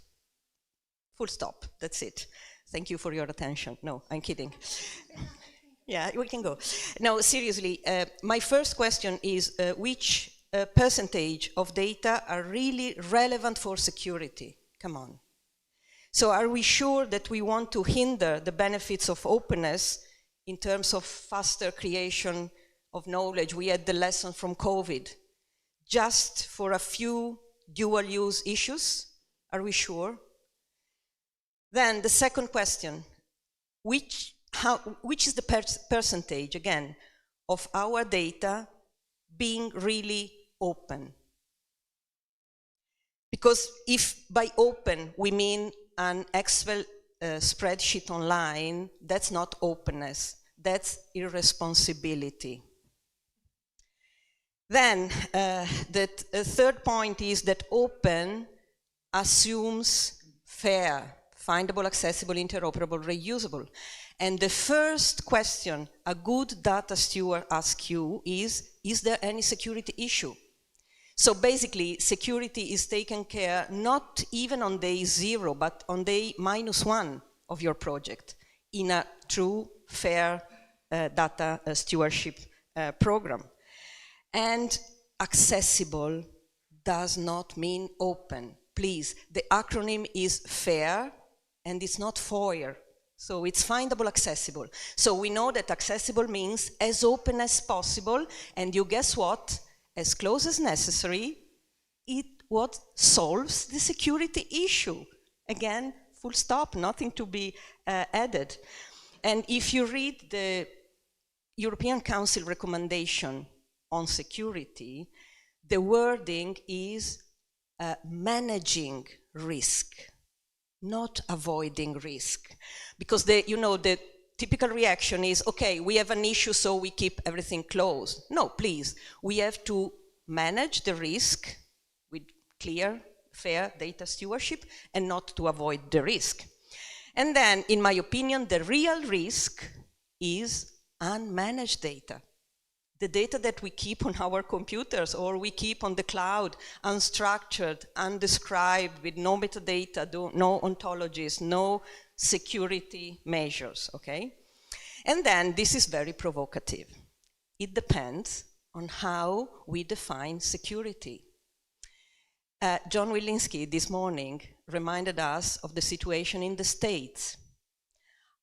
I would remind you that Donald Trump took off entire data sets at the beginning of his mandate, okay? Data sets on climate change, data set on diversity, gender, inclusion.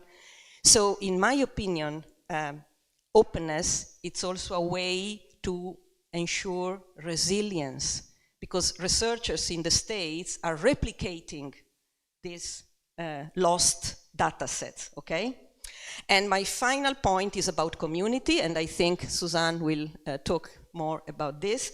But in my opinion, community can play a crucial role because they can set the standards for responsible sharing of resource, and it's up to the community, not to the government, and also to preserve the infrastructure and curating the data to avoid censorship as it's happening in the States. That's it. I hope it was in time.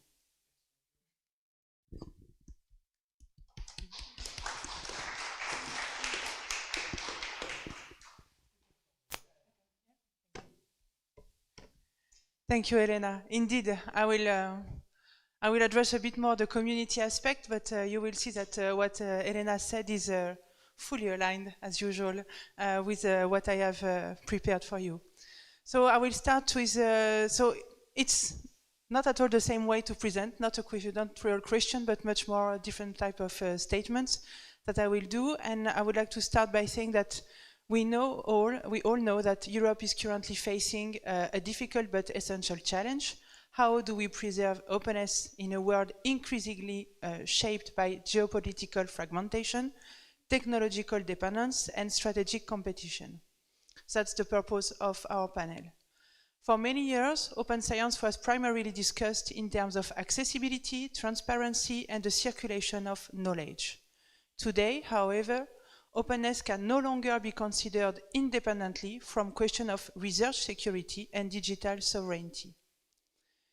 The infrastructures through which knowledge circulate are not neutral. I think this is my first statement. They are political, they are environmental, economic, and increasingly strategic. And this changes the condition under which scientific cooperation takes place. We live in a paradoxical age, because never before has the humanity produced so much knowledge, and never before has that knowledge been so vulnerable. This vulnerability is not always visible. It is not the dramatic destruction of big libraries or archives that history has taught us to fear.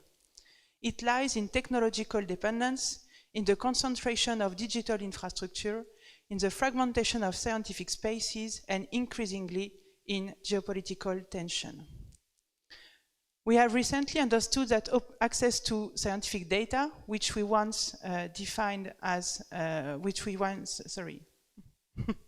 which we once assumed would naturally remain open in the digital age, can in fact be restricted, conditioned, or interrupted. The infrastructures that sustain global research are not neutral. They are situated and they belong to jurisdiction. So they can become instruments of power. And this is what we can see, for instance, in the United States, but we know that it's not only the case. But first, before addressing this question of knowledge, what kind of knowledge are we talking about? When we think about preserving knowledge, we often immediately think of scientific publication, databases, and digital archives. Yet, knowledge cannot be reduced to data. There are also practical, cultural, and oral forms of knowledge transmitted through communities, practices, and shared experience. Some forms of knowledge disappear not when documents are lost, but when the communities carrying them cease to transmit this knowledge. Today, however, we tend to equate knowledge with data. But data alone is not knowledge. Data becomes knowledge only when it is interpreted, contextualized, discussed, and transmitted within community of understanding. And this is why protecting knowledge cannot simply mean protecting servers or files. It also means, and this is probably my second statement, it also means preserving the human, the institutional, and the cultural conditions that make knowledge possible. This is particularly important because the threats we face today are not only technological. At the same time, we must recognize another dimension of sovereignty that is too often overlooked, the environmental sustainability. The exponential growth of data storage, AI system, and digital infrastructure carries material and ecological cost. So in our panel, I would like to add, okay, I can't stop speaking. So, yeah, I would like to add that there is not only the question of open science or of sovereignty, but there is also the question of green infrastructure and sustainability regarding environmental infrastructure. If Europe wishes to build genuine scientific sovereignty, it cannot simply reproduce models based on unlimited technological expansion and dependency on highly concentrated infrastructure. Open science and green infrastructure are must therefore be understood together. Both are part of the solution, in my view at least. Because open science contributes to sovereignty by ensuring accessibility, transparency, and collective governance of knowledge, and green infrastructure contribute to sovereignty by building sustainable, resilient, and responsible technological systems capable of enduring over time. This is why open science and digital sovereignty should not be understood as contradictory agenda, and in the European context, they must instead reinforce one another. The social science and humanities have a particularly important role to play in this discussion, because the question before us is not only how to store or secure data, it is also how to preserve interpretive diversity, multilingual scholarly communication, and the plurality of perspectives that characterize European knowledge production. SSH infrastructure matter because they preserve context. They preserve languages, cultural differences, historical memory, and the critical frameworks through which societies interpret scientific and political transformation. Science is a collective process, and this is why I believe that the key issue today is not only interoperability between systems and data, it is what I would call organizational interoperability, defined as the capacity of institutions to cooperate durably, not only because their technologies are compatible, but because their practices, their responsibilities, and their culture are aligned. Indeed, two databases may communicate without any trust between the infrastructure and the people managing them. But science cannot function without trust. Scientific infrastructure are above all infrastructure of cooperation, continuity, and care. And this is where I believe Europe possesses a unique strength. Perhaps, indeed, Europe does not always possess the same concentration of technological power as the United States or China, but we have something else. We have a long tradition of scientific cooperation across borders. And Europe's strength lies in its capacity to organize coordination between institutions, disciplines, language, and nation. And we don't start from scratch. We already have major initiatives such as the S3 research infrastructure or the European Open Science Cloud. And these initiatives are well known as ecosystem of collaboration, much more than technological ecosystem. Because sovereignty in the European tradition is not simply about control. It is also about the capacity to organize shared rules, common standards, and collective responsibilities. Several initiatives are under development these last months, and I would like to mention in particular the Weimar Triangle Initiative, which aims to strengthen cooperation, trust, and continuity between scientific community in France, Germany, and Poland, especially on the question on data security and data sovereignty. Ultimately, and it will be my last word, Europe's scientific resilience will depend less on the power of its machines than on the strength of its human connections. The challenge before us is therefore not to reduce openness, it is to organize and organize what we might call the responsible openness, defined as and openness capable of protecting academic freedom while also ensuring resilience, integrity, sustainability, and democratic governance. Thank you.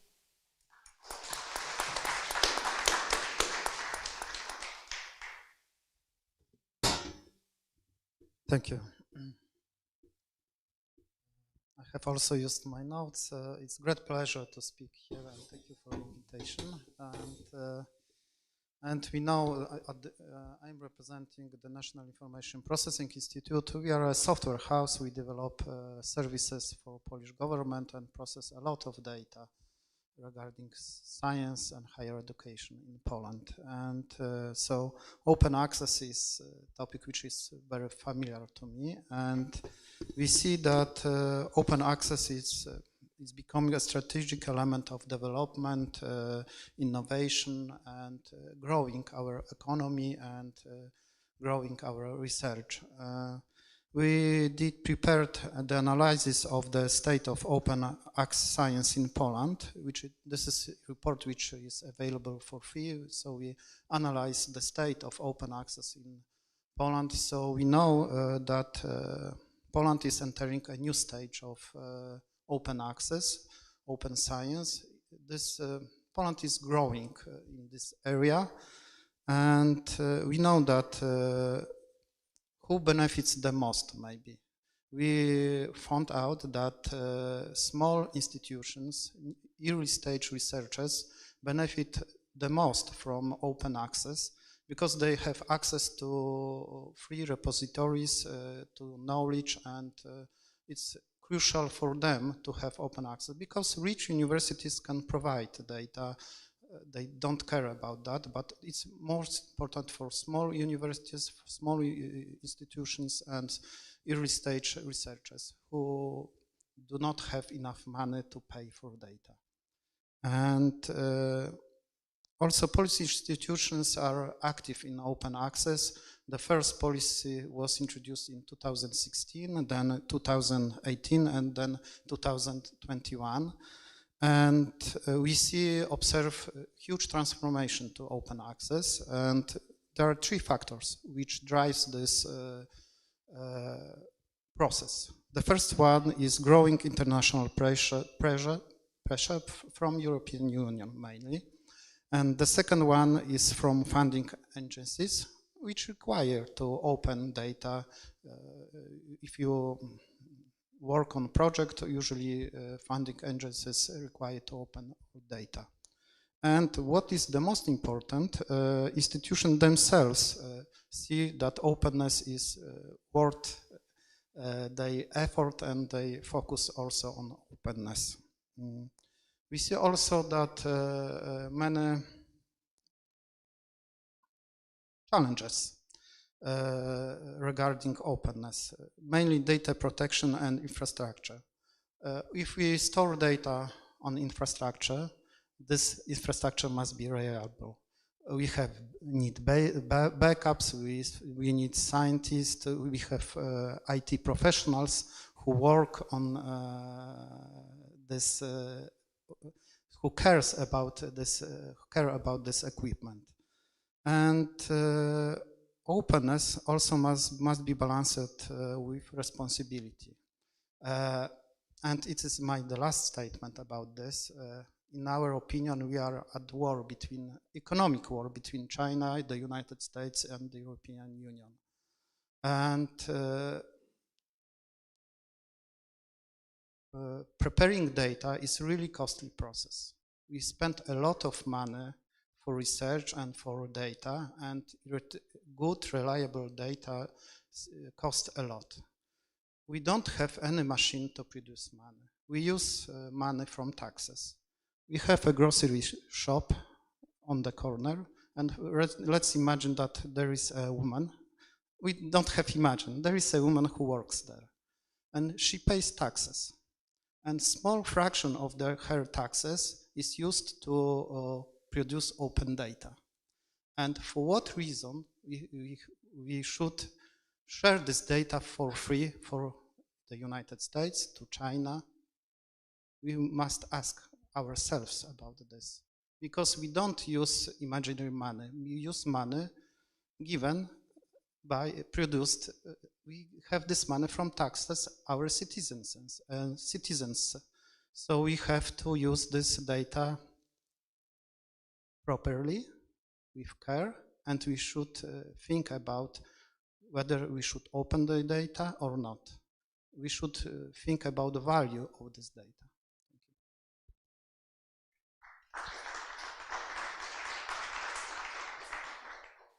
Okay, tough call, but I asked for it. I wanted to be the last one because basically everyone, you brilliantly set the scene. So I'll try just to echo to some of the things you said and maybe add something from our perspective. And we focus on the copyright side of things at Centrum, and we are part of the open movement. And I think my great co-panelists, they already, I think, clearly pointed out the connection between openness and digital sovereignty. I would start saying that we are also in a phase of really reframing openness because of various things, because also of digital sovereignty. But it doesn't mean at all that it means less. I think it means even more. So that would be point number one. And coming back to the copyright issue and the kind of the question around ownership, when we look at digital sovereignty, we very often say in the context of Europe, in the context of the EU, because I think this is the word that we use now. I would say the most often used in Brussels. We say that it's all about keeping the data in Europe from our perspective. Our perspective would be then to add one more question and to ask who controls this data, who controls the rights. And I think what was also strongly said in the keynote earlier today is that the openness is really dependent on the ownership and what can be done with the data later on. And this is where the secondary publication rights come in. And the opportunity to have this right, preferably without embargo, but okay, this is something to be discussed further, but to balance a bit the dynamic between different interests and having the position of authors, researchers strengthened in this dialogue for all the reasons that have been just mentioned. I think this is super relevant. Second point connected to that is about infrastructures, public infrastructures. Also already mentioned, but I think from an angle of when we are discussing sovereignty, European, Polish, Italian, these infrastructures, those spaces, but publicly run and secured as well, this is what creates this safe environment. Why do we need this? Because, for example, of the innovation and the work that we want to do with AI. And again, digital sovereignty, AI, very often combined. In order to do it right, in order to do it in an ethical way, and this is what Europe also kind of is trying to say, we want to do it differently. Does it mean that we are losing the race? That's a completely different question. But if we want to do it in a specific way, faithful to our values, etc., we need to allow our researchers and the creators of technologies to have access to data in order, and I love the expression, to turn it into knowledge, because then this is exactly where we want this technology. We want the technology to serve, but for it, we need it to be open. We need the TDM exception to work. So text and data mining, apologies, exception to work. And for this, we need harmonization, because what we observe now in Europe is that the copyright perspective, the definition of openness, the definition of open science, or the approach to open science in every single state of the EU varies because of also, not only, but also the law. So we need harmonization. And for this, and I think this is the right moment also to discuss it, because the works are in process, is the ERA Act. So we are trying to, or the Europe is trying to shape the ERA Act, so the European Research Area ecosystem, and to harmonize and to introduce the rights and the laws and the regulations that will allow for this openness. The openness that we want to be responsible, the openness that we want to be sure, the openness that is driven by quality and exchange. Thank you.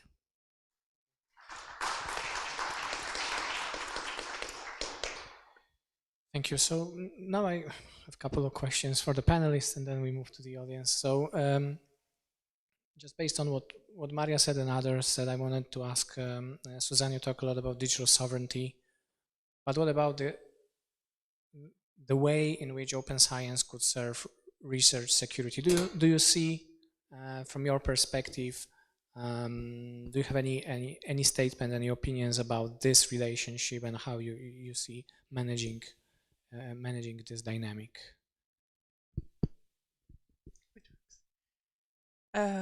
So manage the dynamic between research security and openness. Yeah, for me, the simple answer in a single word is governance. And I can complete with community-based governance. Because the research security, and we can see that with what is happening in Iran, actually, even if you protect a lot the connection, the way we can communicate with each other, if there is a war, actually it doesn't, but if you have at least the community able to manage and to continue to transmit the knowledge and to take care of the data, then the knowledge continue and you can maintain the openness. And so thank you, Suzanne. And what Elena, you stated a lot about, or you hinted maybe, about how badly governed open science can become dangerous. That there are the scenarios in which this might happen. So I wanted to ask Jarek to maybe, from your perspective, what would be the scenarios, because you talked a lot about the risks. So how the badly governed open science can become risky and dangerous from your perspective?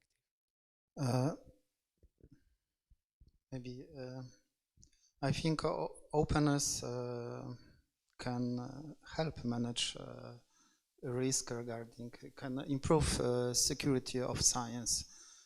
First of all, if we share repositories, we can reproduce scientific outcomes, and it is the most important issue I think, that we can reproduce our other teams' achievements, and then we can prove that their achievements are proper. So, in my opinion, open access helps to improve security of science, and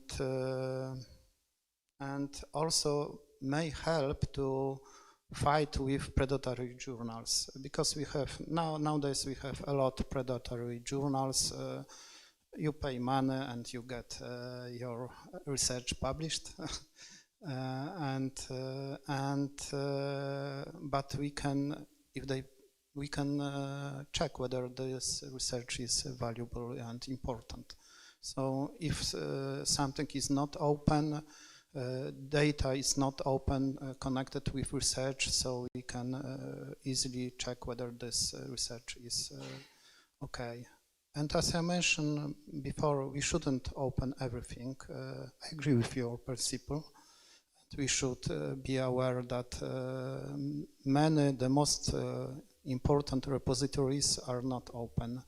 Researchers use the same repositories to check their algorithms and other ideas, and once again and again we see the same repositories, and the most valuable repositories are not open. They are closed because they cost a lot of money, and people don't want to share with that. But I think that openness also makes international cooperation more strong and can destroy barriers between scientists, so it is important. On the other hand, as I mentioned, you should be aware of that maybe we are too much naive in the European Union that we want to share everything. because the biggest companies, the United States, China, do not share data, which is the most important.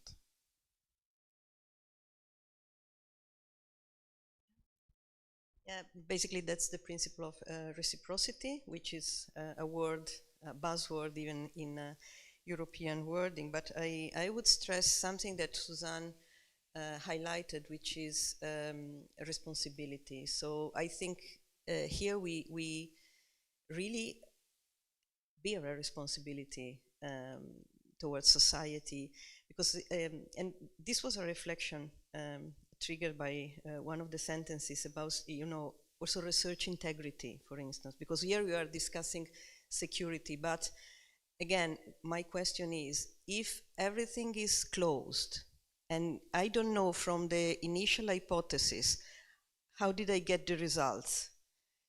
This is not responsibility, okay? So I think that openness is beneficial at every level. So we should make the process of science more transparent, and that's a benefit for everyone, basically. I'm not sure about this idea of sovereignty, or meaning that if the data are produced in Europe must be used only in Europe. I'm not so keen on this idea, because as John told us this morning, let's look at the future with the eyes of the past. And think about what happened with COVID. We share the data, we share the sequences of the virus, but it was, let's say, a global issue. So I don't know, why only COVID and not climate change, and not, you know, violence against women or any other issue? So that's my, I don't understand why, basically. So I think we have a huge responsibility to the society, to be transparent, to be responsive, in the as open as possible, okay? So I'm not saying that everything always immediately. As open, as early as possible, but that would be my way of being responsible towards society. Maria? Just maybe to add to that, I would add one more factor, quality, because this is exactly what this community offers. And quality, this is something that we need at most these days.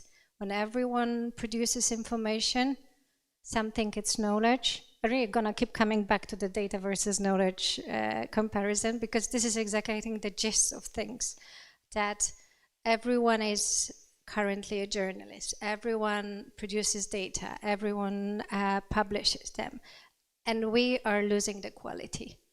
And this group, this community, and the kind of the value of open science is in the general spirit is the quality, is the peer review, is the control, all the checks during the processes, is the transparency. I think we're gonna be using the same words all the time, but they are relevant words, they need to be used.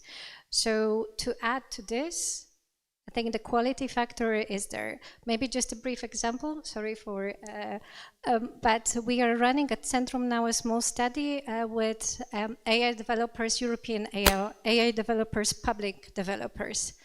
And one of the main challenges that they are facing is access to a quality data. So the data that they are sure that comes with the right provenance, that they know what the, simply the provenance is, that they are, as researchers themselves, because majority of these initiatives, they are produced at universities, they just want to be sure. And for this, they need the data to be open. Okay, so I have two mics now. Okay. So I want, before we open the floor to the audience and the questions, I wanted to ask about the SSH in this picture. So what can, and first to Elena maybe, so what is the role of SSH in all of that? Because we have a large discussion that spans, that seems to be a little bit more central outside of SSH, right? And I feel like we, so what's our role in that? Is it more like specifying, like emphasizing our specificity, or we have a role to play in a bigger discussion on a science to which research security and sovereignty are more central than to our community. So what would be your take on that? I would say we should be enablers of dialogue, because it's important. I think what we miss in the society nowadays is dialogue. It's either white or black. It's either you are with me or you are against me, and we lost this attitude to dialogue and to let's say, to discuss, to debate the idea in a very polite and civil way. So maybe the role of social scientists is to enable this dialogue again and to create a culture of quality, transparency, responsible openness, which doesn't mean everything, but as open as possible and so on. So yeah, I would say a cultural role in enabling this discussion, because this is what we miss. I don't know if you agree. Yeah, of course I agree. Maybe I could add one thing or maybe two. The first one is that this is in SSH and in particular in the humanities that we have this long tradition of criticism. That means we are able to create dialogue and to negotiate and to build argumentation. So this is where we can really link and use how we use the criticism for literature for societies. And the second aspect is that in SSH, this is where we care about human, actually. At the core of our topic, these are the human. It's the same with medicine or with some aspect of the biology. Of course, I don't want to say that they don't care about humans. But here, it's also how we behave together, how we live, how we relate to each other, how different we are, and how we understand each other. So this is at the roots of the social science and humanities. So it gives us again a bit more responsibility in this aspect. Yeah, may I add a sentence, because what Suzanne said reminded me of a sentence I found on Twitter many years ago, which was a definition of open science as creating an environment to allow other researchers to reach different conclusions from mine. So, and that's again the idea of enabling. And I would like to stress one of the sentences by Suzanne, which is to preserve the plurality of perspective on interpretation. I think that's another role for the humanities. So these different views, which again, it's about dialogue. It's a difficult question for me. I'm an engineer. I spent my life coding new algorithms in a basement with all other guys smelling badly, but now I see the world is changing, and but I am prepared and I have my notes, and I believe that yes, now IT world has changed a lot, and I believe that social sciences are very important and brings new perspective to IT sector and to open access and open science. And first of all, we can discuss how open access influences democracy, because we see that open access is a kind of democratization of science. And it is important. So I think social sciences are important and can bring something important, a new perspective to that. And of course, they can help how to balance between security and openness, because you know my perspective, strong hard perspective, but I see that there are other perspectives, and we should discuss about this. And we have also worked on legal frameworks which can help regulate the data sharing and how institutions could respond to geopolitical because we see that we don't play alone. We see many influences from other countries, big companies especially. So it is really huge area to research, and also we have to discuss how scientific cooperation affects European strategy autonomy. So we need evidence. We discuss about this, but social sciences can bring our proofs about that, and it is important in my opinion. Thank you. Okay, so we mentioned different influences. We mentioned, I think we didn't use the word yet, but disinformation, we talked about quality, and I think to be able to address these, exactly those critical skills are necessary. This is the baseline. I think if I was to choose one skill, one competence, that is the one that we need to push for, this is the critical thinking. And I think this community exactly is based on it. This is kind of the core.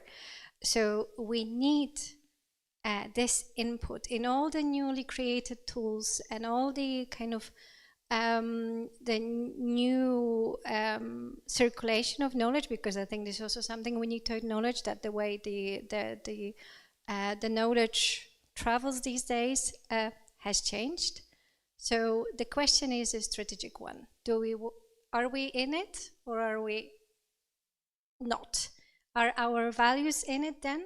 Because this is the direct translation. Are our values in it or not? Thank you. And now I open the floor to the audience and questions or statements, and then Piotr, okay? And I have a mic and I will be traveling with it. What was first? Oh. Well, thank you very much for those presentations, which were really great, and for, let's say, addressing the question so quickly.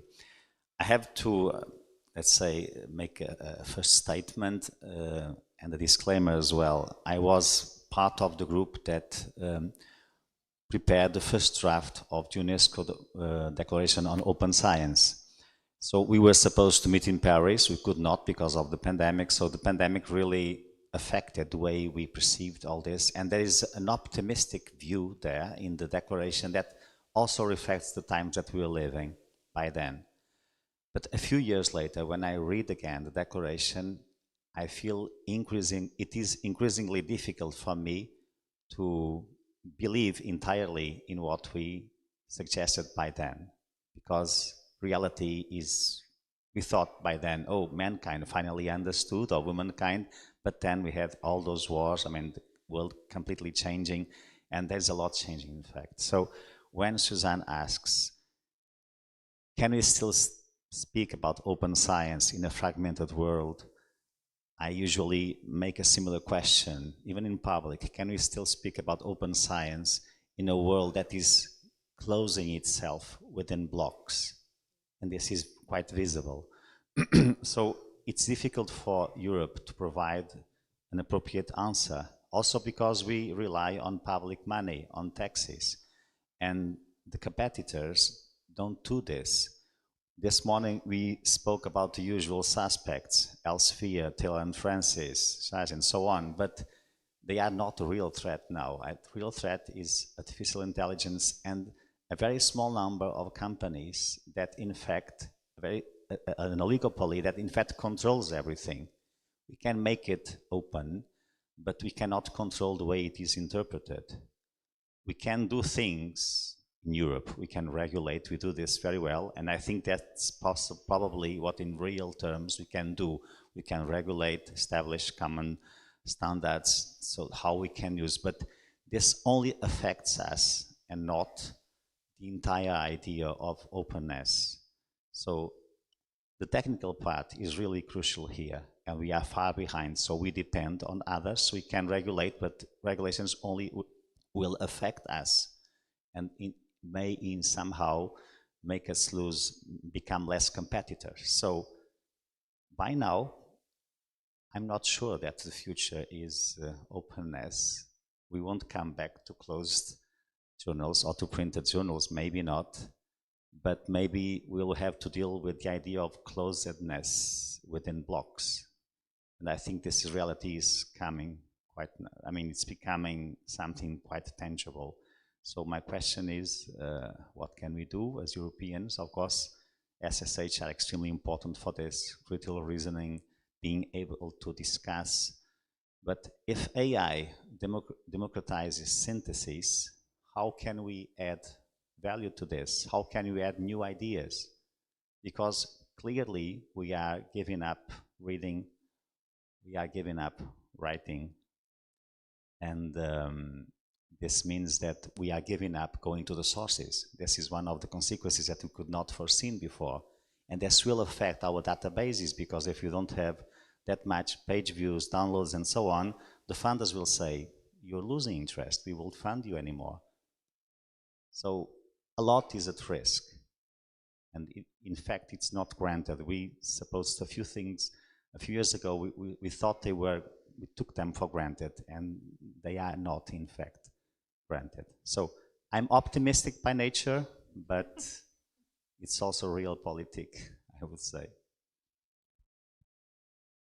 If I may, yeah, thank you, Delphi. And I will stand up because I can't see half of the of the room, actually. Thank you for that. To be honest, I think that more and more, and I'm sorry for that, open science is becoming a lost cause in this new context.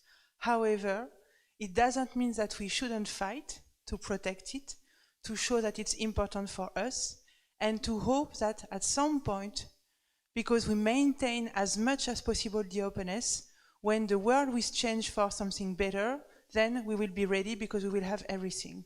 So it's also this thing that I have in mind, that of course more and more we will be asked to close, and it's already the case. The budget for defense in Europe is now has much more increased regarding the one for research. So, but this is also our responsibility, because this is the world we want for later, for the future, for our children, and that means we cannot give up, actually. So we are, I mean, I feel obliged to continue supporting, promoting open science, even if I won't be in the wider and the broad, the wider current right now, but it will become that again, maybe in a generation, but still. So.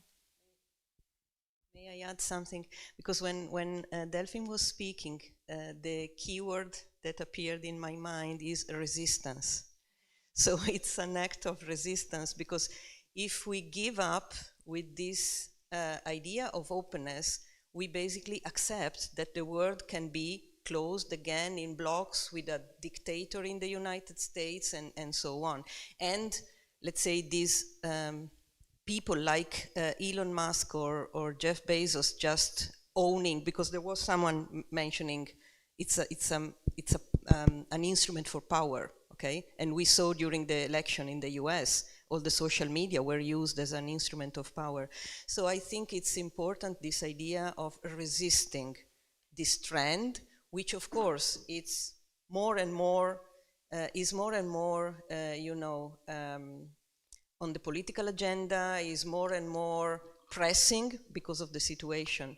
But I think we should stress that if we don't have openness, we don't have good science. So it's for the sake of science. We are not doing open science for ourselves or for taxpayers or whatever. It's because if not, we don't have good science. Look at the amazing increase in the rate of retractions and paper mills and whatever. So if we don't have openness, we don't have good science, we don't have good research, we don't have good, let's say, answers to the societal needs. So that's in my opinion, that's resistance, and it would be more difficult. It used to be difficult, it will be more difficult, but I think we don't have to give up, because if not, we accept the idea that the world is still the power of the, you know, the male, the alpha male, and whatever. So we can't accept the situation like it is. Yeah. Sorry, I'm always long.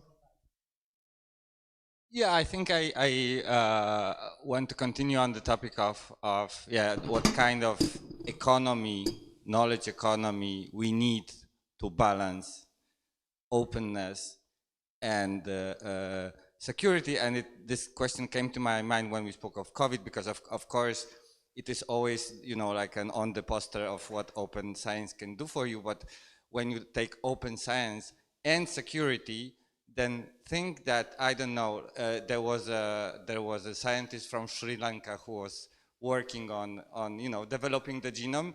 Does his did his country get more secure? No, because you know, like we opened our science to develop the drug, and then the drug was kind of sold for like you know, exorbitant prices, right, by pharmaceuticals. And I think this is the real problem.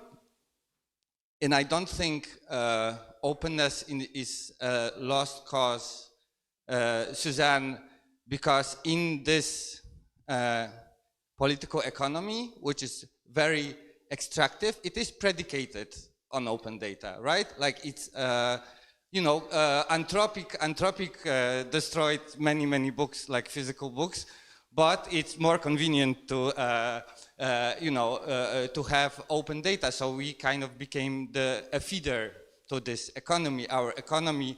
And I'm not sure John is there, but John Locke in my in my story is a very bad guy, because like it all works according to his idea of property rights. Like you have the commons, and then you mix the common with labor, and you get an you know, a title to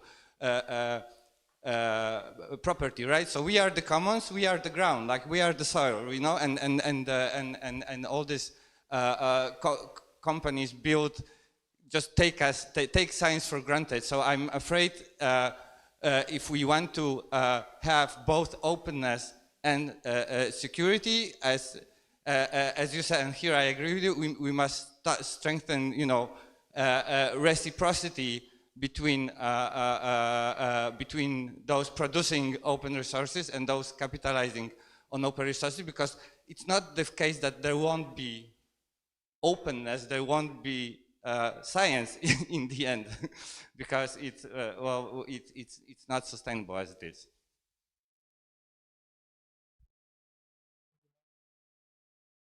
Yeah, when you were saying that, thank you for this. I think the question around remuneration or reciprocity is a relevant one. I was looking at Kasia from Wikimedia. They have now a very smart approach, saying like a tagline used that, saying our content is open, our infrastructure is not. So, and I think this is a very smart approach, and also a very fair one, saying that, okay, we still want to be true to our values, and Kasia, correct me if I'm wrong, but we still want to be faithful to our values. We still believe in what we are doing, in this free sharing of knowledge, free access, but we are also very much aware of the costs. Suzanne, you mentioned the environmental costs.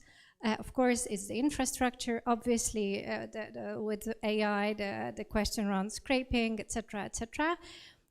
The big question here, and I think we are not discussing that often enough, is exactly like who is at the table discussing remuneration.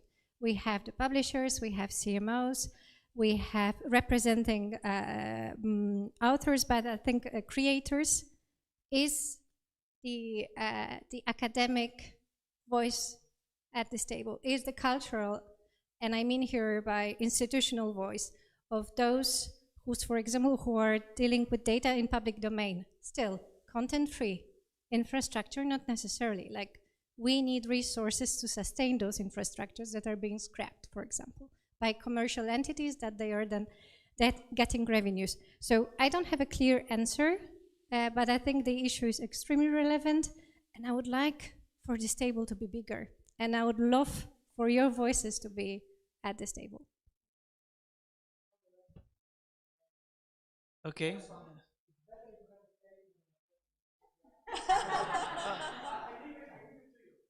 Okay, no pressure at all. Well, maybe I will do the question and then pick the answers during the coffee break. because I don't have a good statement to do. I heard the word resistance, and love tend to lead you to really think that resistance is the best way, but inevitably we know that resistance generate also destruction, friction, attrition, and more strength apply on the other side when we are resisting. And it made me think, and I would like to hear from you on that, distinguishing general data and data that is produced in the context of open science. What kind of proposals do you have individually to think as open science as a path of diplomacy? Because we know that scientific collaboration can happen independently of the states. We have very good cases like, okay, COVID is the most famous one, but we can think about one that has a big economic impact, which is the nuclear fusion reactor that is being developed. The knowledge generated is open to everyone, but it's because it's so expensive, you need others. So I wonder if you could think or propose ways of the soft power of science, of knowledge, could work in this kind of diplomacy that have to bypass states, because states, they change, political powers change, but the moods of the people, they do not change so swiftly. So I don't know if you have any idea, if Thomas will allow. I allow. So on my side, I'm not sure it's an idea, Nelson, but I have the feeling that this is what I'm doing in my daily job activity, actually. So when I do open science and when I have this type of discussion with you all, when I'm working every day, when I'm talking with the ministry or the European Commission and so on, I have this feeling that I'm doing science diplomacy. So very quickly, this is what we do to promote not only open science, but the value that are within the open science framework.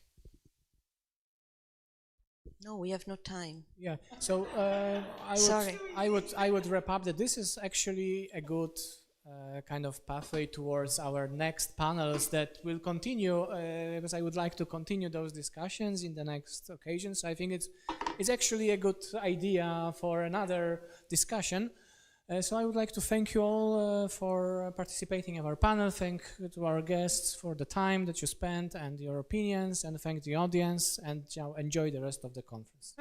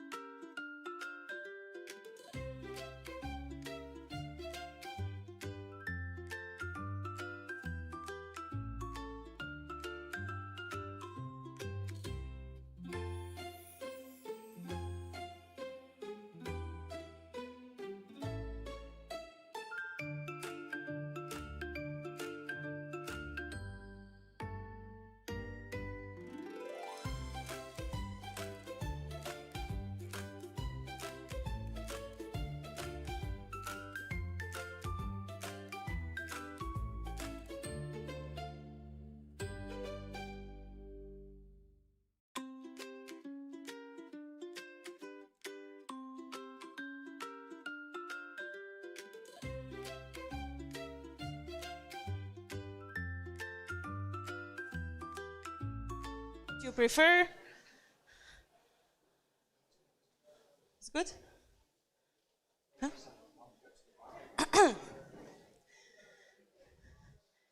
Thank you for closing the door.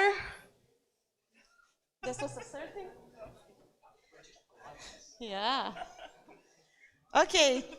Thank you for coming for our third panel today. I'm very happy that I'm going to continue what we started yesterday. I see some familiar faces from yesterday, so maybe we will repeat some things for those who weren't there. So my name is Drahomira Cupar. I'm going to moderate this panel, and I won't take much of a time because we have a lot to present. We will try to showcase 4 of our national nodes and their activities. But I want to start to show you these outdated numbers. If you were here today, you can see how fast we develop. We are not 13 core members. We are now 14, and we expect maybe Canada already developed the national node, so we will check later and tell you tomorrow. But this is the list of our national nodes. If you are wondering about the order is about the abbreviations, and some of us have in our own languages abbreviations, so that's why Croatia is not first with C, but with HR in later. So we have Spain, Finland, France, Germany, Greece, Croatia, Italy, Netherlands, Norway, Poland, Portugal, Slovenia, UK, and Canada.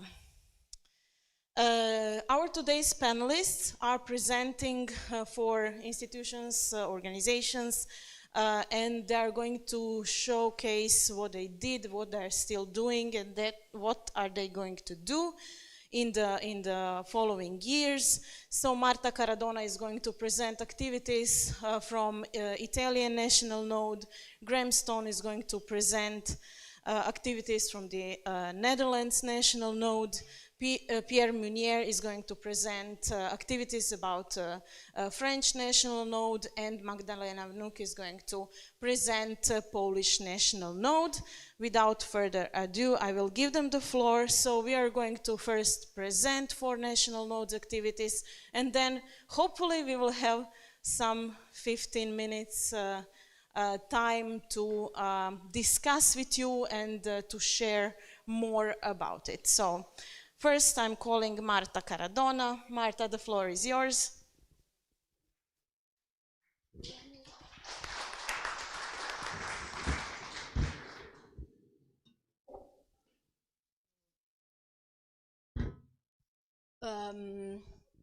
Good morning. I'm Marta Caradonna from CNR Ilesi, and today I will briefly present the Italian National Node of OPERAS. I can say that our activities mainly focus on interoperability, fair practices, diamond open access, and collaboration with national and European research infrastructure.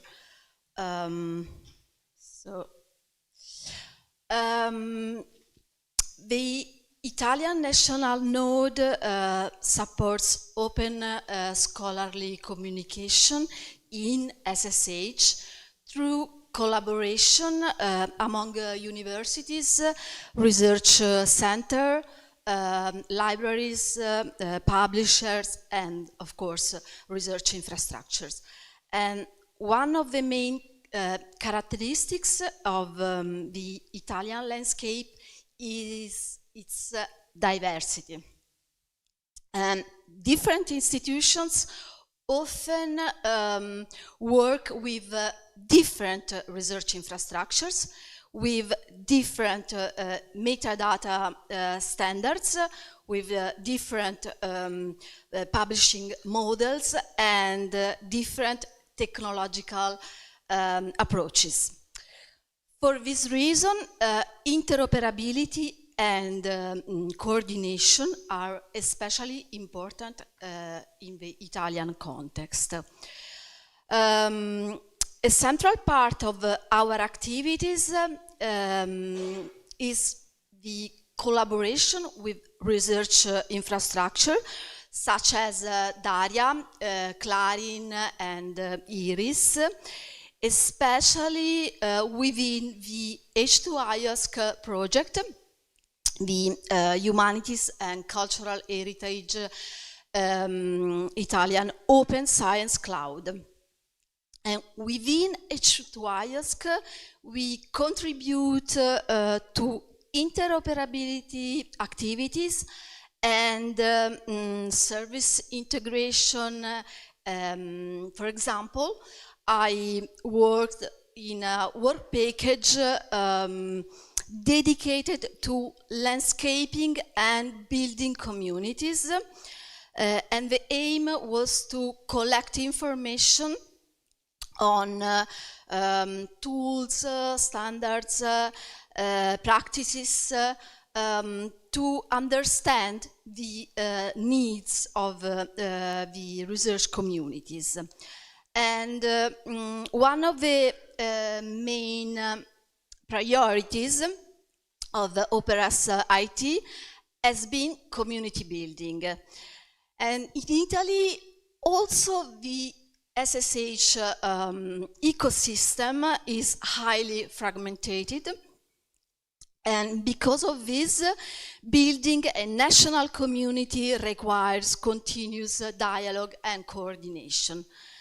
Over the last few years, OPERAS IT has organized workshops, coordination meetings, dissemination initiatives, and open science training activities.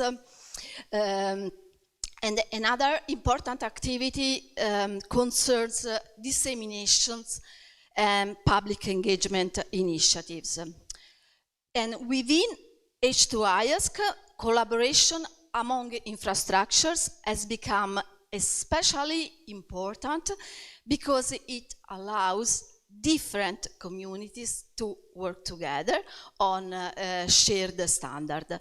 So for us, community building, it mainly means connecting people, connecting institutions, practices, and research cultures, as we said before.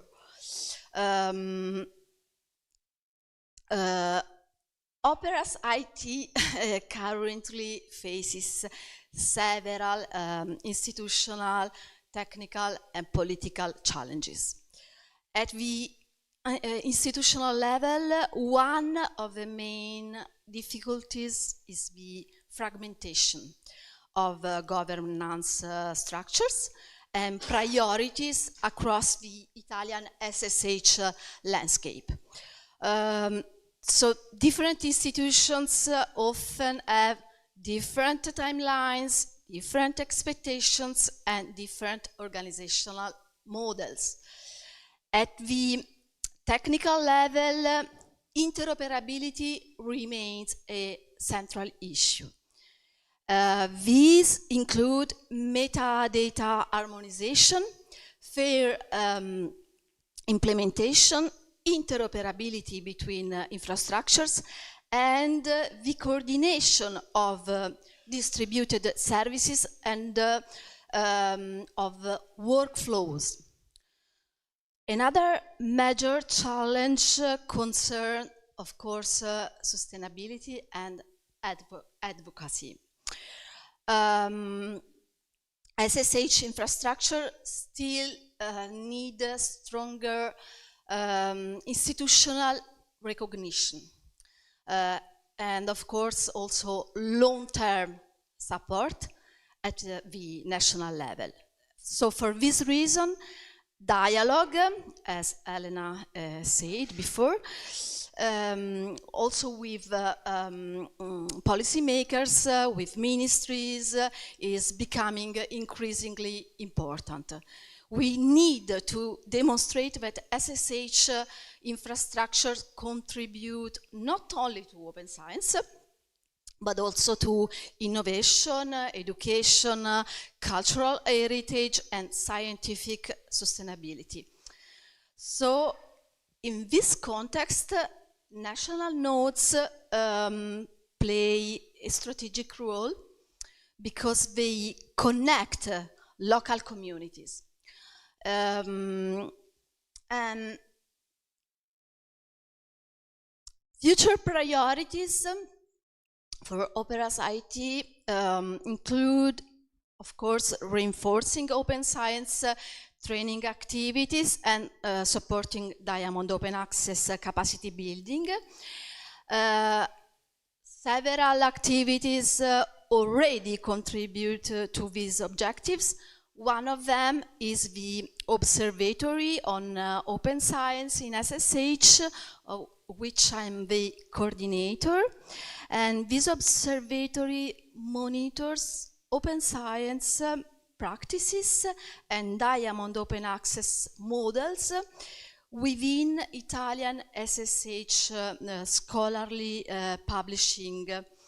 And we have also particular attention to fair alignment, metadata quality, governance transparency, and sustainability indicators. I can say that more generally, our objective is to support Italy's participation to OPERAS ERIC. Thank you. Thank you, Marta. So, our next presenter is Graham. There is the mic. Thank you very much. I think I'm here to represent diversity in the different national nodes because I'm going to tell you a very different story from the Netherlands. And also, actually, I think while I was listening to that presentation, the main message, apart from Dutch organizations, please join OPERAS as ordinary members, which I'll say about 3 times during this presentation. But the other thing is the need for the OPERAS Prime project that we've got at the moment, the idea being that all the nodes need to get to a certain level by the end of the project. So I'll start off. I suppose the first thing to say is I'm obviously not Dutch. Although this is genuine. On my bucket list of things to do is not to swim with dolphins, but I actually want to learn how to speak English with a Dutch accent because it's just absolutely cool. And I have been having lessons. Sorry, this isn't a comedy thing. I do have content. But yeah, so I'm representing the Open Foundation, and we're spread out across Europe. We have people in the Netherlands, but I'm in Germany. We've got people in Poland. We've got people in Greece, Denmark. So we're all over the place. But we are a Dutch stichting, and we co-lead the OPERAS NL with KNRV, the Royal Netherlands Academy of Arts and Sciences, and I'll come on to that in a second. But basically, that's our governing board. So between the 2 of us run OPERAS NL.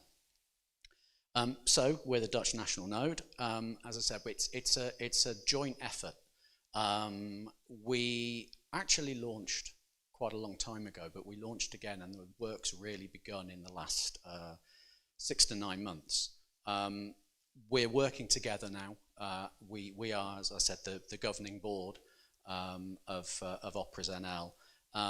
And we're really trying to work together with the strengths of both organisations to inform the Dutch research community about what OPERAS is, we hope in the near future to start running network events for the community, but also that international visibility, which I was delighted to also hear came from the opening session as well, about getting the specific country out there for the rest of Europe as well to see. So, yes, still a work in progress. I should have just put a construction site over OPERAS NL, I think. We started in June 2021. We had a webinar. I don't think anybody, apart from a few of us, well, I don't remember, I wasn't there at the time, but it was a long time ago. Things stagnated a little bit. But then last year we started moving very, very quickly. So we started talking to KNRV, specifically the humanities cluster, and back in the autumn of last year we signed a memorandum of understanding to work together to create the new OPERAS NL. That memorandum of understanding, which I'm very happy to share with other national nodes who are considering doing the same thing, but I should also say it's based on the Polish consortium agreement, and we got a copy of that. We then slimmed that down to a memorandum of understanding for 2 organizations. But the idea with this is when we get more members within the Netherlands, we will dissolve that MOU and move to a consortium model. So we've got, it's nice that we can look at what Poland's doing, and that's where we want to be in a couple of years. So we relaunched at the Dutch National Open Science Festival, that should be, last year with a poster, and here's my colleague Lotte, who is Dutch, at the presentation, and we're now talking to the community, sort of informal talks basically at the moment with our colleagues in certainly the NUPS, the Netherlands University Presses, and other organisations like the Royal Library, and we also have a good relationship with NWO, the funders as well. So we're in communication, and we sort of that's how we want to build things. So the main challenges, 3 main challenges. Netherlands is a small country, but the infrastructure is very crowded. There's 47 infrastructures operating in the Netherlands. So you're forced into a competitive environment, which is difficult. There's no direct involvement, unless there is from yesterday, but there's no direct involvement with the ministry. So it's through NWO as an observer. So we need to get that working if we're to think about the ERIC and how the Netherlands can play a role in this.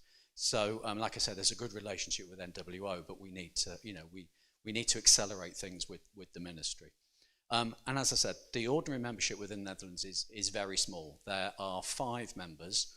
I'm 2 of them, representing, Pierre's also one.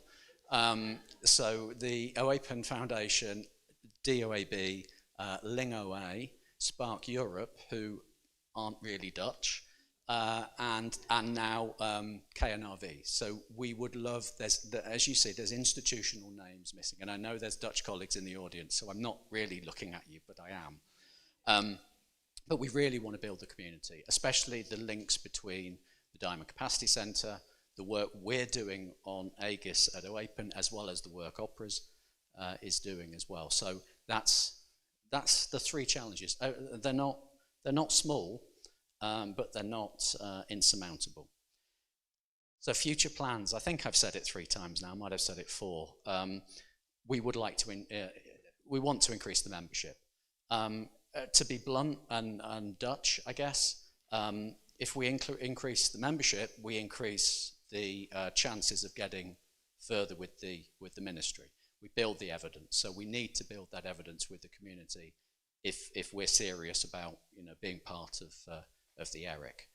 And as I said, we want to move to a consortium model as well. So once we build that community, we want to get that community involved. We want to be inclusive for that community. We also want to contribute to the cause for OPERAS service ambassadors as well. There's one that's just gone out around Pathfinder, Metrics and PRISM. We are delighted that we've already got 1 ambassador, but we would like more in the Netherlands. Despite being small, we think we would like more, and we've already talked to people about potentially, instead of 1 ambassador for the 3 services, we could have 3 for the 3 services, and we want to go forward with the others as well. And then really big future plan is we need to become part of the Dutch infrastructure roadmap as well. We're working with that. Dirk van Meert at KNRV is helping with that, and we're hoping to get there soon. So yeah, I think that's me, and I think after this comedian, who can top that? Thank you, Graham. You see how we have fun in national notes? You should join us. Next is Pierre, and Pierre Mounier is going to present France. There is a mic. Thank you. So I'm going to present OPERAS France, the French national node of OPERAS, to you in a few slides. I just start with this slide. So if I had to do this presentation like 3 years ago, you would have seen only open edition on this slide, because for a long time we considered that the French national node was open edition and that's it. But some years ago, we started thinking differently, because we thought that to engage with the French community and the diversity of the French scientific community, we needed to onboard a more diverse community of institutions and organizations into a more consortial agreement, a more consortial framework to constitute this national node beyond open edition. So now you have those 13 organizations. You have more and more universities participating to the national node, so University of Lorraine, University of Sorbonne, Aix-Marseille, University of Nanterre, and counting, because we have more universities who will join us in a few weeks, months, or years. We have also a diverse set of different types of organizations, such as the Fondation Maison des Sciences de l'Homme, for example, which is a foundation like a Stirting, but in France, and that is really specialized on the humanities and social sciences, and that plays a very central role in France. We have INRAE, but I will talk about this institution a bit later. And we have different types of institutions, such as École des études en sciences sociales. And of course, all this consortium is led by SCIROS, which is the main research institution in France, whose role is to structure the scientific landscape at national level. So it's natural that SCIROS is leading this consortium. I just want to mention the fact that we are working also with the Ministry of Culture. So we are not only working with the Ministry of Research, but we have also cooperation with the Ministry of Culture, which is quite interesting for OPERAS, because as OPERAS is dedicated to social sciences and humanities, it's also dedicated to books, it's also dedicated to the question of language, multilingualism, linguistic diversity, and of course this is a topic that can be interesting for the Ministry of Culture in our country, but maybe in your countries as well. So that's something to think about. And also we are cooperating with different infrastructures that are specialized in humanity and social sciences, such as Progedo and Humanum, beyond open edition, as I said, and Campus Condorcet, which is the physical infrastructure hosting a campus near Paris that is entirely dedicated to humanity and social sciences, where the national node is seated. So how do we build this national community? First, I think that what we have done at the very beginning, and that we are continuing to do, is to try to identify the relevant topics for the French community. So a perfect example of that is that inside the portfolio, the diverse portfolio of activities of OPERAS and diverse portfolio of topics addressed by OPERAS, we identify those topics which are more particularly relevant for the French community, and the diamond, for example, the diamond OA model is extremely relevant for the French community. So that's why we started to work more actively on this topic, to attract the attention of the institutions and the organizations from the French scientific community. Of course, we have a very active communication and engagement activity and strategy, and we have a very dynamic community manager. I'd like to thank her. It's Marina Cortez, who is here. She is our really fantastic and really dynamic community manager, doing a lot of different communication and engagement activities every day to engage with the scientific community. That's really important. We have in France, we have a mailing list dedicated to open access. So the name of it is Liste Accès Ouvert. And we have around 1,000 subscribers to this mailing list. So it's just to give you an example of the communication channel that we can use to reach out to 1,000 people at one time by sending regular messages to those people about OPERAS activities. And sometimes I said to Marina to limit herself for the number of messages she sends to this mailing list, but that's important to have at national level this kind of communication and community channel that you can leverage to reach out to the diverse set of institutions. We are organizing a lot of training activities, particularly around OPERAS services, and Carla, that some of you know, is doing a lot of training, but also Marina and also Alessia and other people from Open Edition and from the French National Node to highlight the importance of those services and to attract once again the interest and attention of researchers, librarians, publishers, and other types of stakeholders in the French context. More recently, we have focused more our communication strategy to be more proactive and more aggressive, I would say, by trying to find the arguments to the institutions why they should join OPERAS. So that's something that can be interesting in other countries.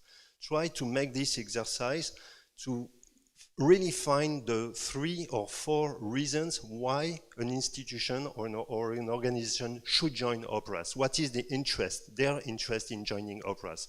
We did this exercise and now we have a leaflet that we distribute and that we present in our presentations. And of course, we have set up a consortium with participating organizations with a consortium agreement. So we have our own. We can compare with the Polish one and with the Dutch one. We can make a competition, if you like, to see the different styles of consortium agreements. Okay. So what are the main challenges for OPERAS FR at the moment? We have a lot of challenges. They are not so surprising for you, I guess, because most of them are quite similar to what you are experiencing in your own country. There is one which is a bit specific to France, in my opinion, and that's the difficulty of coordination and communication within the Ministry of Research. So the Ministry of Research in France is organized in different internal silos, where people, they don't talk to each other across the different silos inside the ministry. So to give you a perfect example of that, we have a department dedicated to open science, that's us. And then we have another department dedicated to research infrastructure, that's us as well.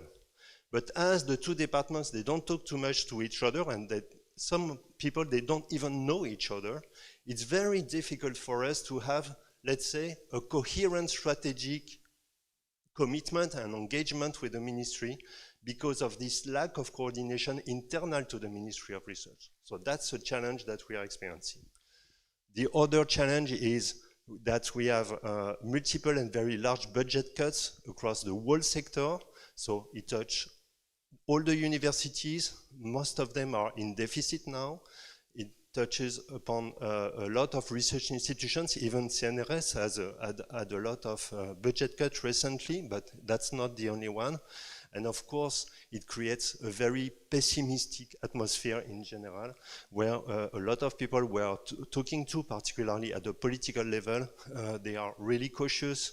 They don't have any ambition because, of course, all these budget cuts and also the rise of the anti-science stances in the general public at that political level, it creates a very pessimistic atmosphere. So it's very challenging for us, where we come to these people saying, you know, we have something really super exciting to create with you. We want to create a new research infrastructure for science, etc. And most of the people, they say, yeah, but we have less and less money, and science is more and more marginal. So, and openness, really, now it's all about security and sovereignty, you know.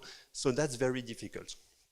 But of course, we are addressing the challenge, and the ways, the concrete measures that we are taking to address this challenge is first to collect national contributions via what I call institutional crowdfunding. So we go from one institution to another to say, how much could you contribute and join the consortium, so that collectively, as a community, we can constitute this national contribution so that France can join the OPERAS ERIC. The other thing is that we try to extend our outreach to other organizations that could be interested. such as business schools, for example, that we haven't thought about in the first place. But in fact, the business schools, they are doing research, they are publishing as well, and they are aware that there is something around open science that they are not well connected with. So that's where we can reach out to them and tell them, maybe we can help you move into the open science movement, and maybe we can help you reform your publishing practices. So it's exploratory at the moment, but maybe it can work. We would like to leverage our implication in the Diamond OA model via the EDCH particularly to extend the consortium to non-SSH organizations, so to research organizations which are not exclusively SSH or in which SSH is a bit marginal, and that's the case of INRAE particularly. So INRAE is the National Research Institute for Agronomy and for Agriculture Studies and other related disciplines. So they are not completely SSH. That's what they told us in the first contact. And I see Vincent here in the room. You remember we had this kind of conversation. And then, but they told us, you know, we are not completely SSH. SSH is really not too much us, but Diamond is really interesting for us because we want to move towards Diamond. And that's how we could catch their attention and then start working with them. And now INRAE joined our consortium. So that's an interesting move, in my opinion, that can be replicated to other institutions. That's why it's extremely important for us, the French national node, that the EDCH stays within OPERAS and is considered as an integral part of OPERAS, because this is the way we can catch the attention. And we discussed this on Monday, Dragomir, if you remember. It's the case with the Croatian case as well. And of course, the last measure is to identify those organizations in France who are participating and benefiting from the OPERAS activities and who are not yet contributing. So they might be free riders, so I'm going to talk with them quite soon. Okay, so conclusion of all this, I think I can say with a relatively high level of confidence that France shall be and will be ready to join the ERIC in 28, but it needs a lot of effort and it needs time for us to formalize our commitment. And that's it. Thank you. Thank you, Pierre. Thank you so much, Pierre. So our last speaker in this panel is our host. We all want to be Poland. So Magda is going to present their case. Thank you. Okay, so once again, my name is Magdalena Wnuk, and I will today be speaking about the OPERAS PL node, but I will be doing this also in name of my colleagues, Mateusz Franczak and Marta Świetlik, who are probably on the other panel, and they also are here somewhere. So if you want to meet them, it is possible. But the OPERAS PL now, basically, it is a consortium. It has already been said. So it is a consortium of 9 partners. One of them is the Institute of Literary Research that I represent, and that is an organizer of this fantastic event. And also the others are mentioned here. I don't know if it makes sense for me to read it out loud. I think you can all check this up. And most of them actually are also here. So if anyone knows or is interested, you can meet them and ask them about what we do too. Okay, so this is us. This is one of the first photos we took as a team of 9 organizations. But it was 1 year ago, and the fact is that the OPERAS PL has been there for 5 years almost. Sorry. Yep. So basically, it also started in June 2021, just as the Dutch node did. But we were more lucky, and we were active since then, like constantly active, I believe. But yes, it has been 5 years. It has been 5 very intense and dynamic years. So a lot happened during that time. But I wanted to start from the very beginning, how it all actually happened. So the truth is that we did start, which I believe is what is always recommended, with a strategy. So I actually came to the Institute of Literary Research to build this strategy. I was invited by Maciej to prepare something based on the research that they did for the OPERAS P and the internal resource assessment that we conducted within our team at IBL PAN, and prepare something to, launch this node of the new infrastructure that they were building. 5 years ago, OPERAS was already there. It was quite established, but it was really a little bit different than it is now. So yes, we created this strategy and we started our activities. From the very beginning, we knew that the most important is to communicate. We didn't have much. There were some services already ongoing at OPERAS, but the Go Triple, for instance, which is one of the most important, the flag services was in building. So we really didn't have that lot to communicate, apart from the fact that we are open science, and what we are interested in is fostering it, is actually making it happen in our communities. And what we knew also, we knew that the Polish community knows about open science and they do practice open access. So it basically was more about mapping them and leveraging this this potential to develop operas in our country. So we started with a newsletter. We started with social media campaigns. We started with targeting journal editors, publishers, libraries, with webinars, with some community building activities, this type of things. And yeah, we build also some, strategically oriented framework schemes. One of them you can see at this slide. Obviously, it all changed. It was always iterative work. It was always in the making. So, so during those 5 years, we were constantly reassessing the strategy that we built at the very beginning. Thankfully, to the Ministry of Science and Higher Education in Poland, we were able to do more because we were granted a project called OPERAS PL, and some other stuff were also within this title, but in general it was for building the node. And we then focused on, as I've said, mapping, understanding, strengthening the ecosystem, but ecosystem of monograph publishing. Apart from that, we delivered a number of different activities, but the monograph publishing was something we at the very beginning focused on as we identified it as something neglected within this Polish open science community.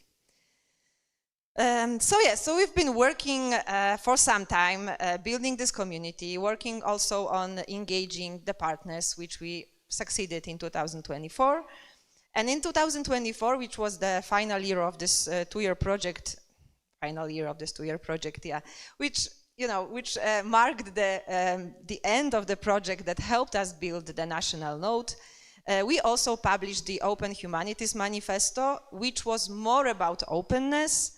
It was more about research assessment with values of openness. It was about diamond open access and strengthening it within the Polish community. And I believe this manifesto basically was something that carved the next 2 years of our work. So once again, 2021, a simple strategy on how to actually develop a team of people dedicated to open science and dedicated to strengthening the community in Poland, dedicated to open science.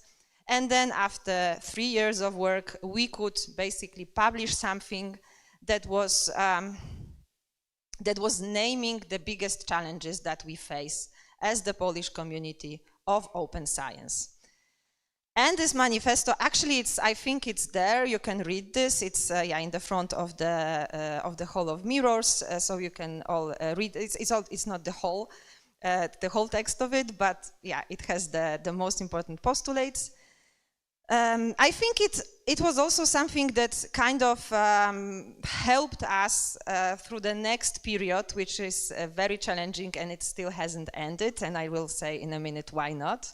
But before that, I will just share one more success that we did. So in 2025, our node secured official Polish support for the OPERAS ERIC transition, and in this sense, successfully advocated for Poland to become an official candidate to host this infrastructure.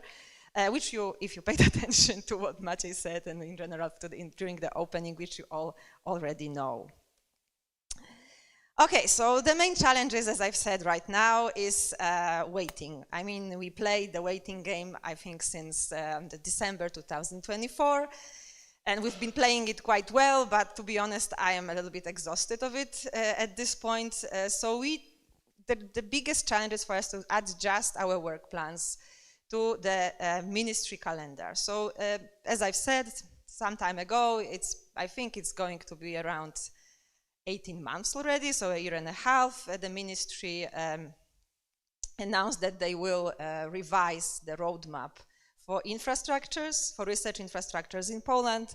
They did announce, and there was a call for applications, and we did apply in January 2025. But since then, nothing happened. They are still revising. So this, this type of this is what I am a maker. I mean, I need to be active. I cannot wait. It's really exhausting for me. So when I have to wait for like 16 months already to know whether we will be able to apply for funding, whether we will be able to do some things as the national node, to advance within the OPERAS community, and I don't get the answer to it. Well, we are obviously active all the time with communication activities. We try to do stuff. We meet as consortium. We identify new challenges. We identify new problems, new needs, whatever. But still, we don't have this green light from the ministry. Yes, we accept you. You are super needed. You are very much needed. Please just do your work. We will apply for funding and do what you do the best. So not yet. Hopefully it will happen soon.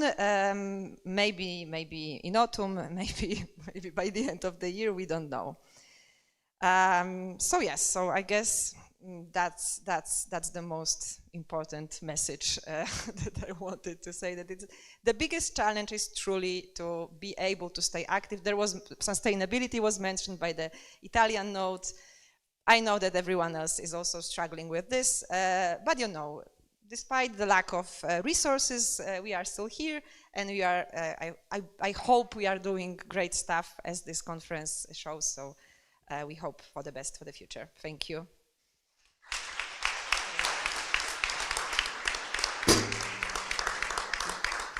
But isn't there a future slide for OPERAS PL?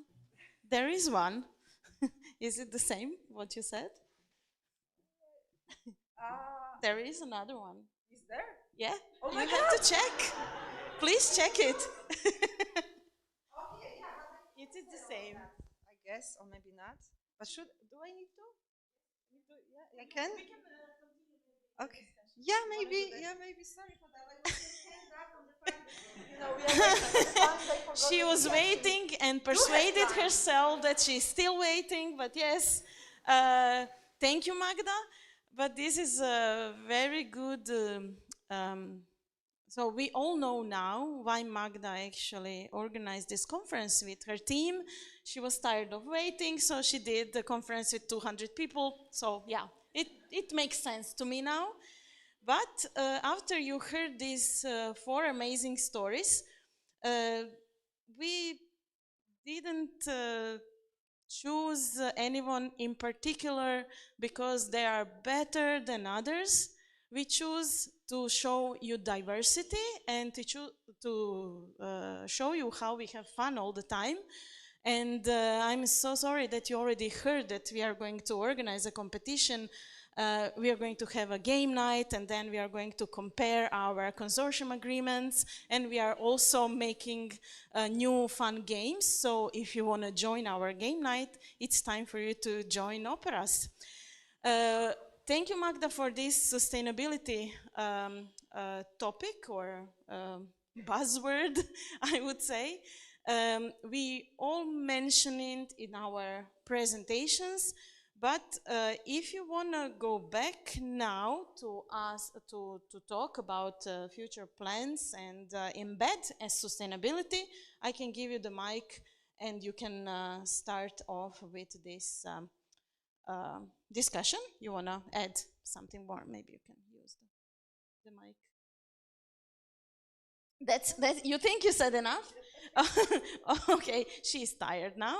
We will pick up on that later. But can you please maybe emphasize something that is positive, more positive than you already said, that would not talk about money and not talk about sustainability? Can we maybe emphasize the importance of our individuals, our people who are actually our community, and who many of us are actually with in-kind contribution contributing to the building of our national communities. So I would really like to hear maybe even from you if you have other examples. But if you can focus a little bit on how to engage and how to find what is most important in our infrastructure within your communities.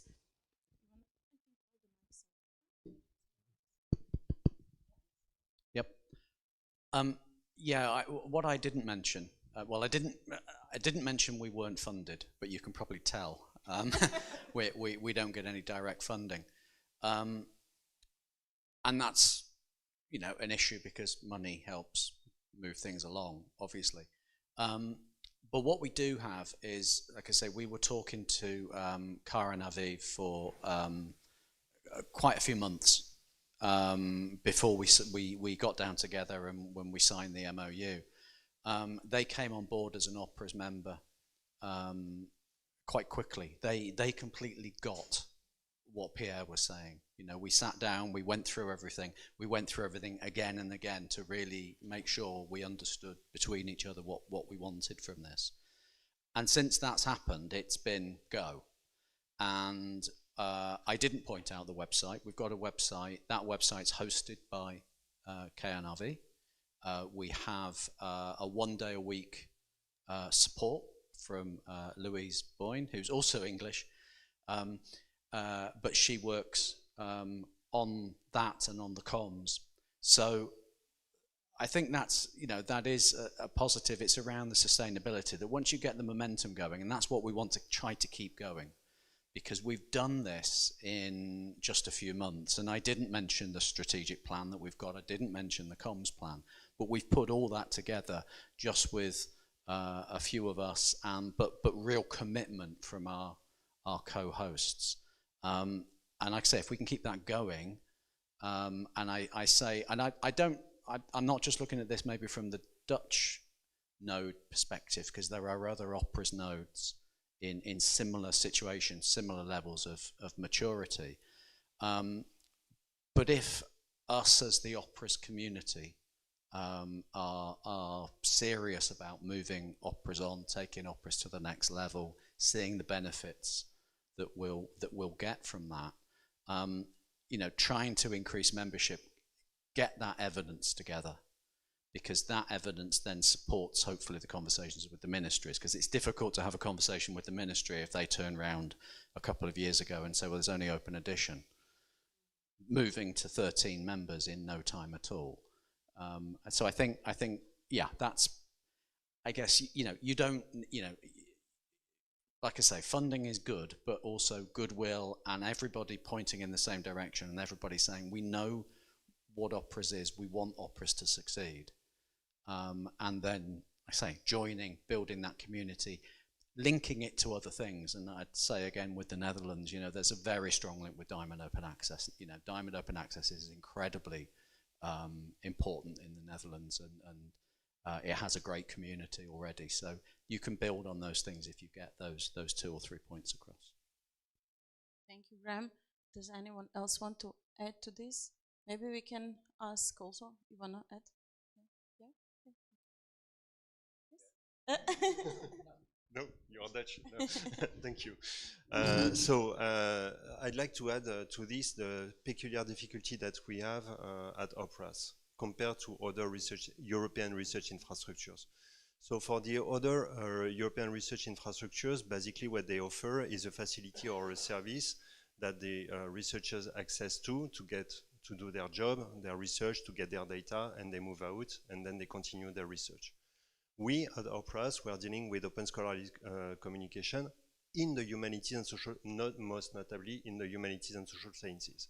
And in our values, we celebrate bibliodiversity, multilingualism, and being rooted in local environments. So we are dealing with, and we are pretending to, our mission is to serve people who are publishing journals, books, and other types of outputs locally. So outputs that are really relevant for their local and national environment. So we come with a European discourse telling them to participate to European infrastructure. And my experience is that it's very difficult, and it's even more difficult for us than for other European research infrastructures, to show to them, to evidence to them, the European added value, why they should participate to this European thing that is extremely far away from their day-to-day job, right?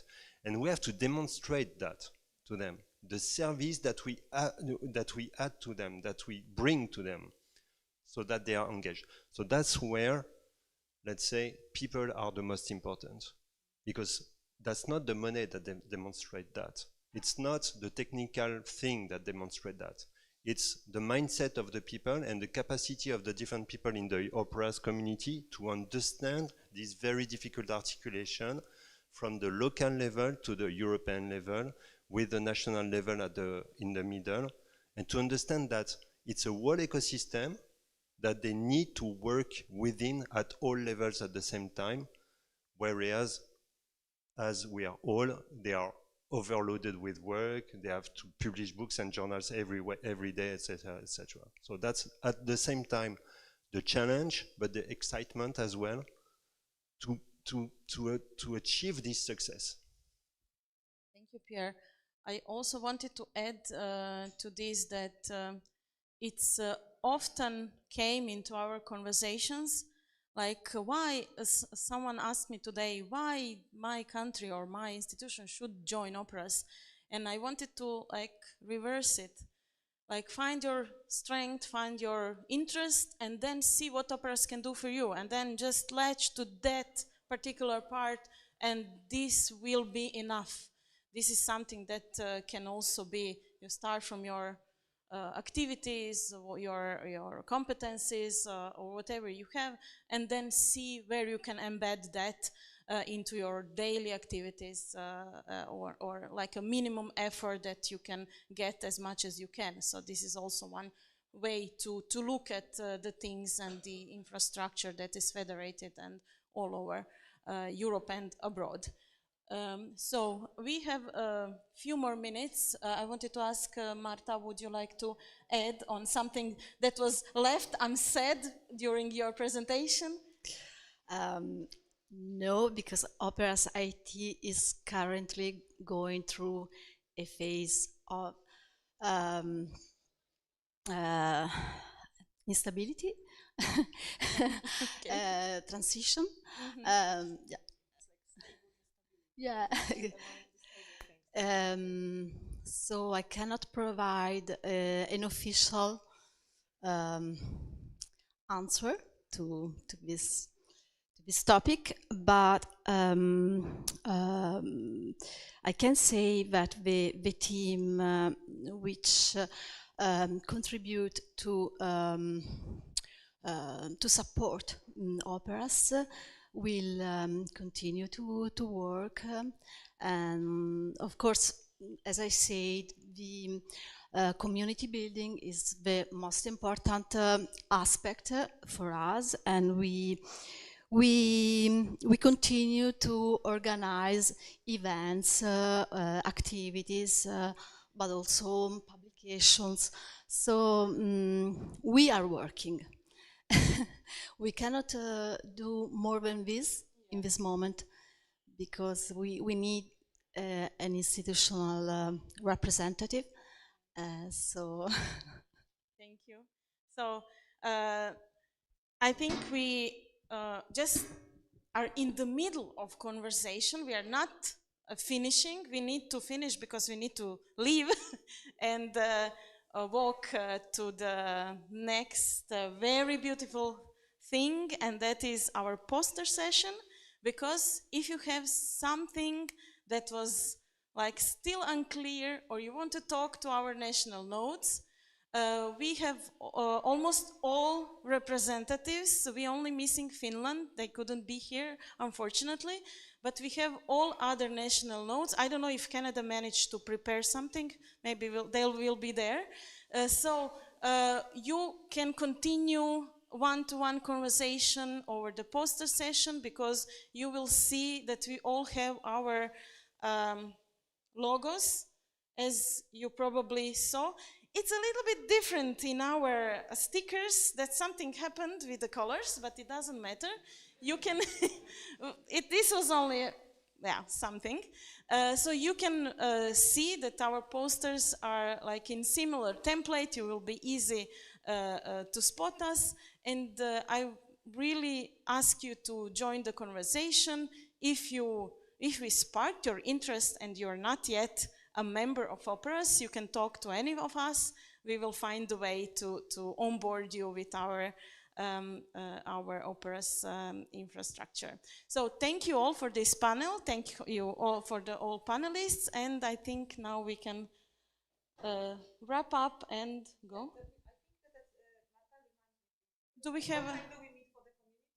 Yeah, so thank you. First clap.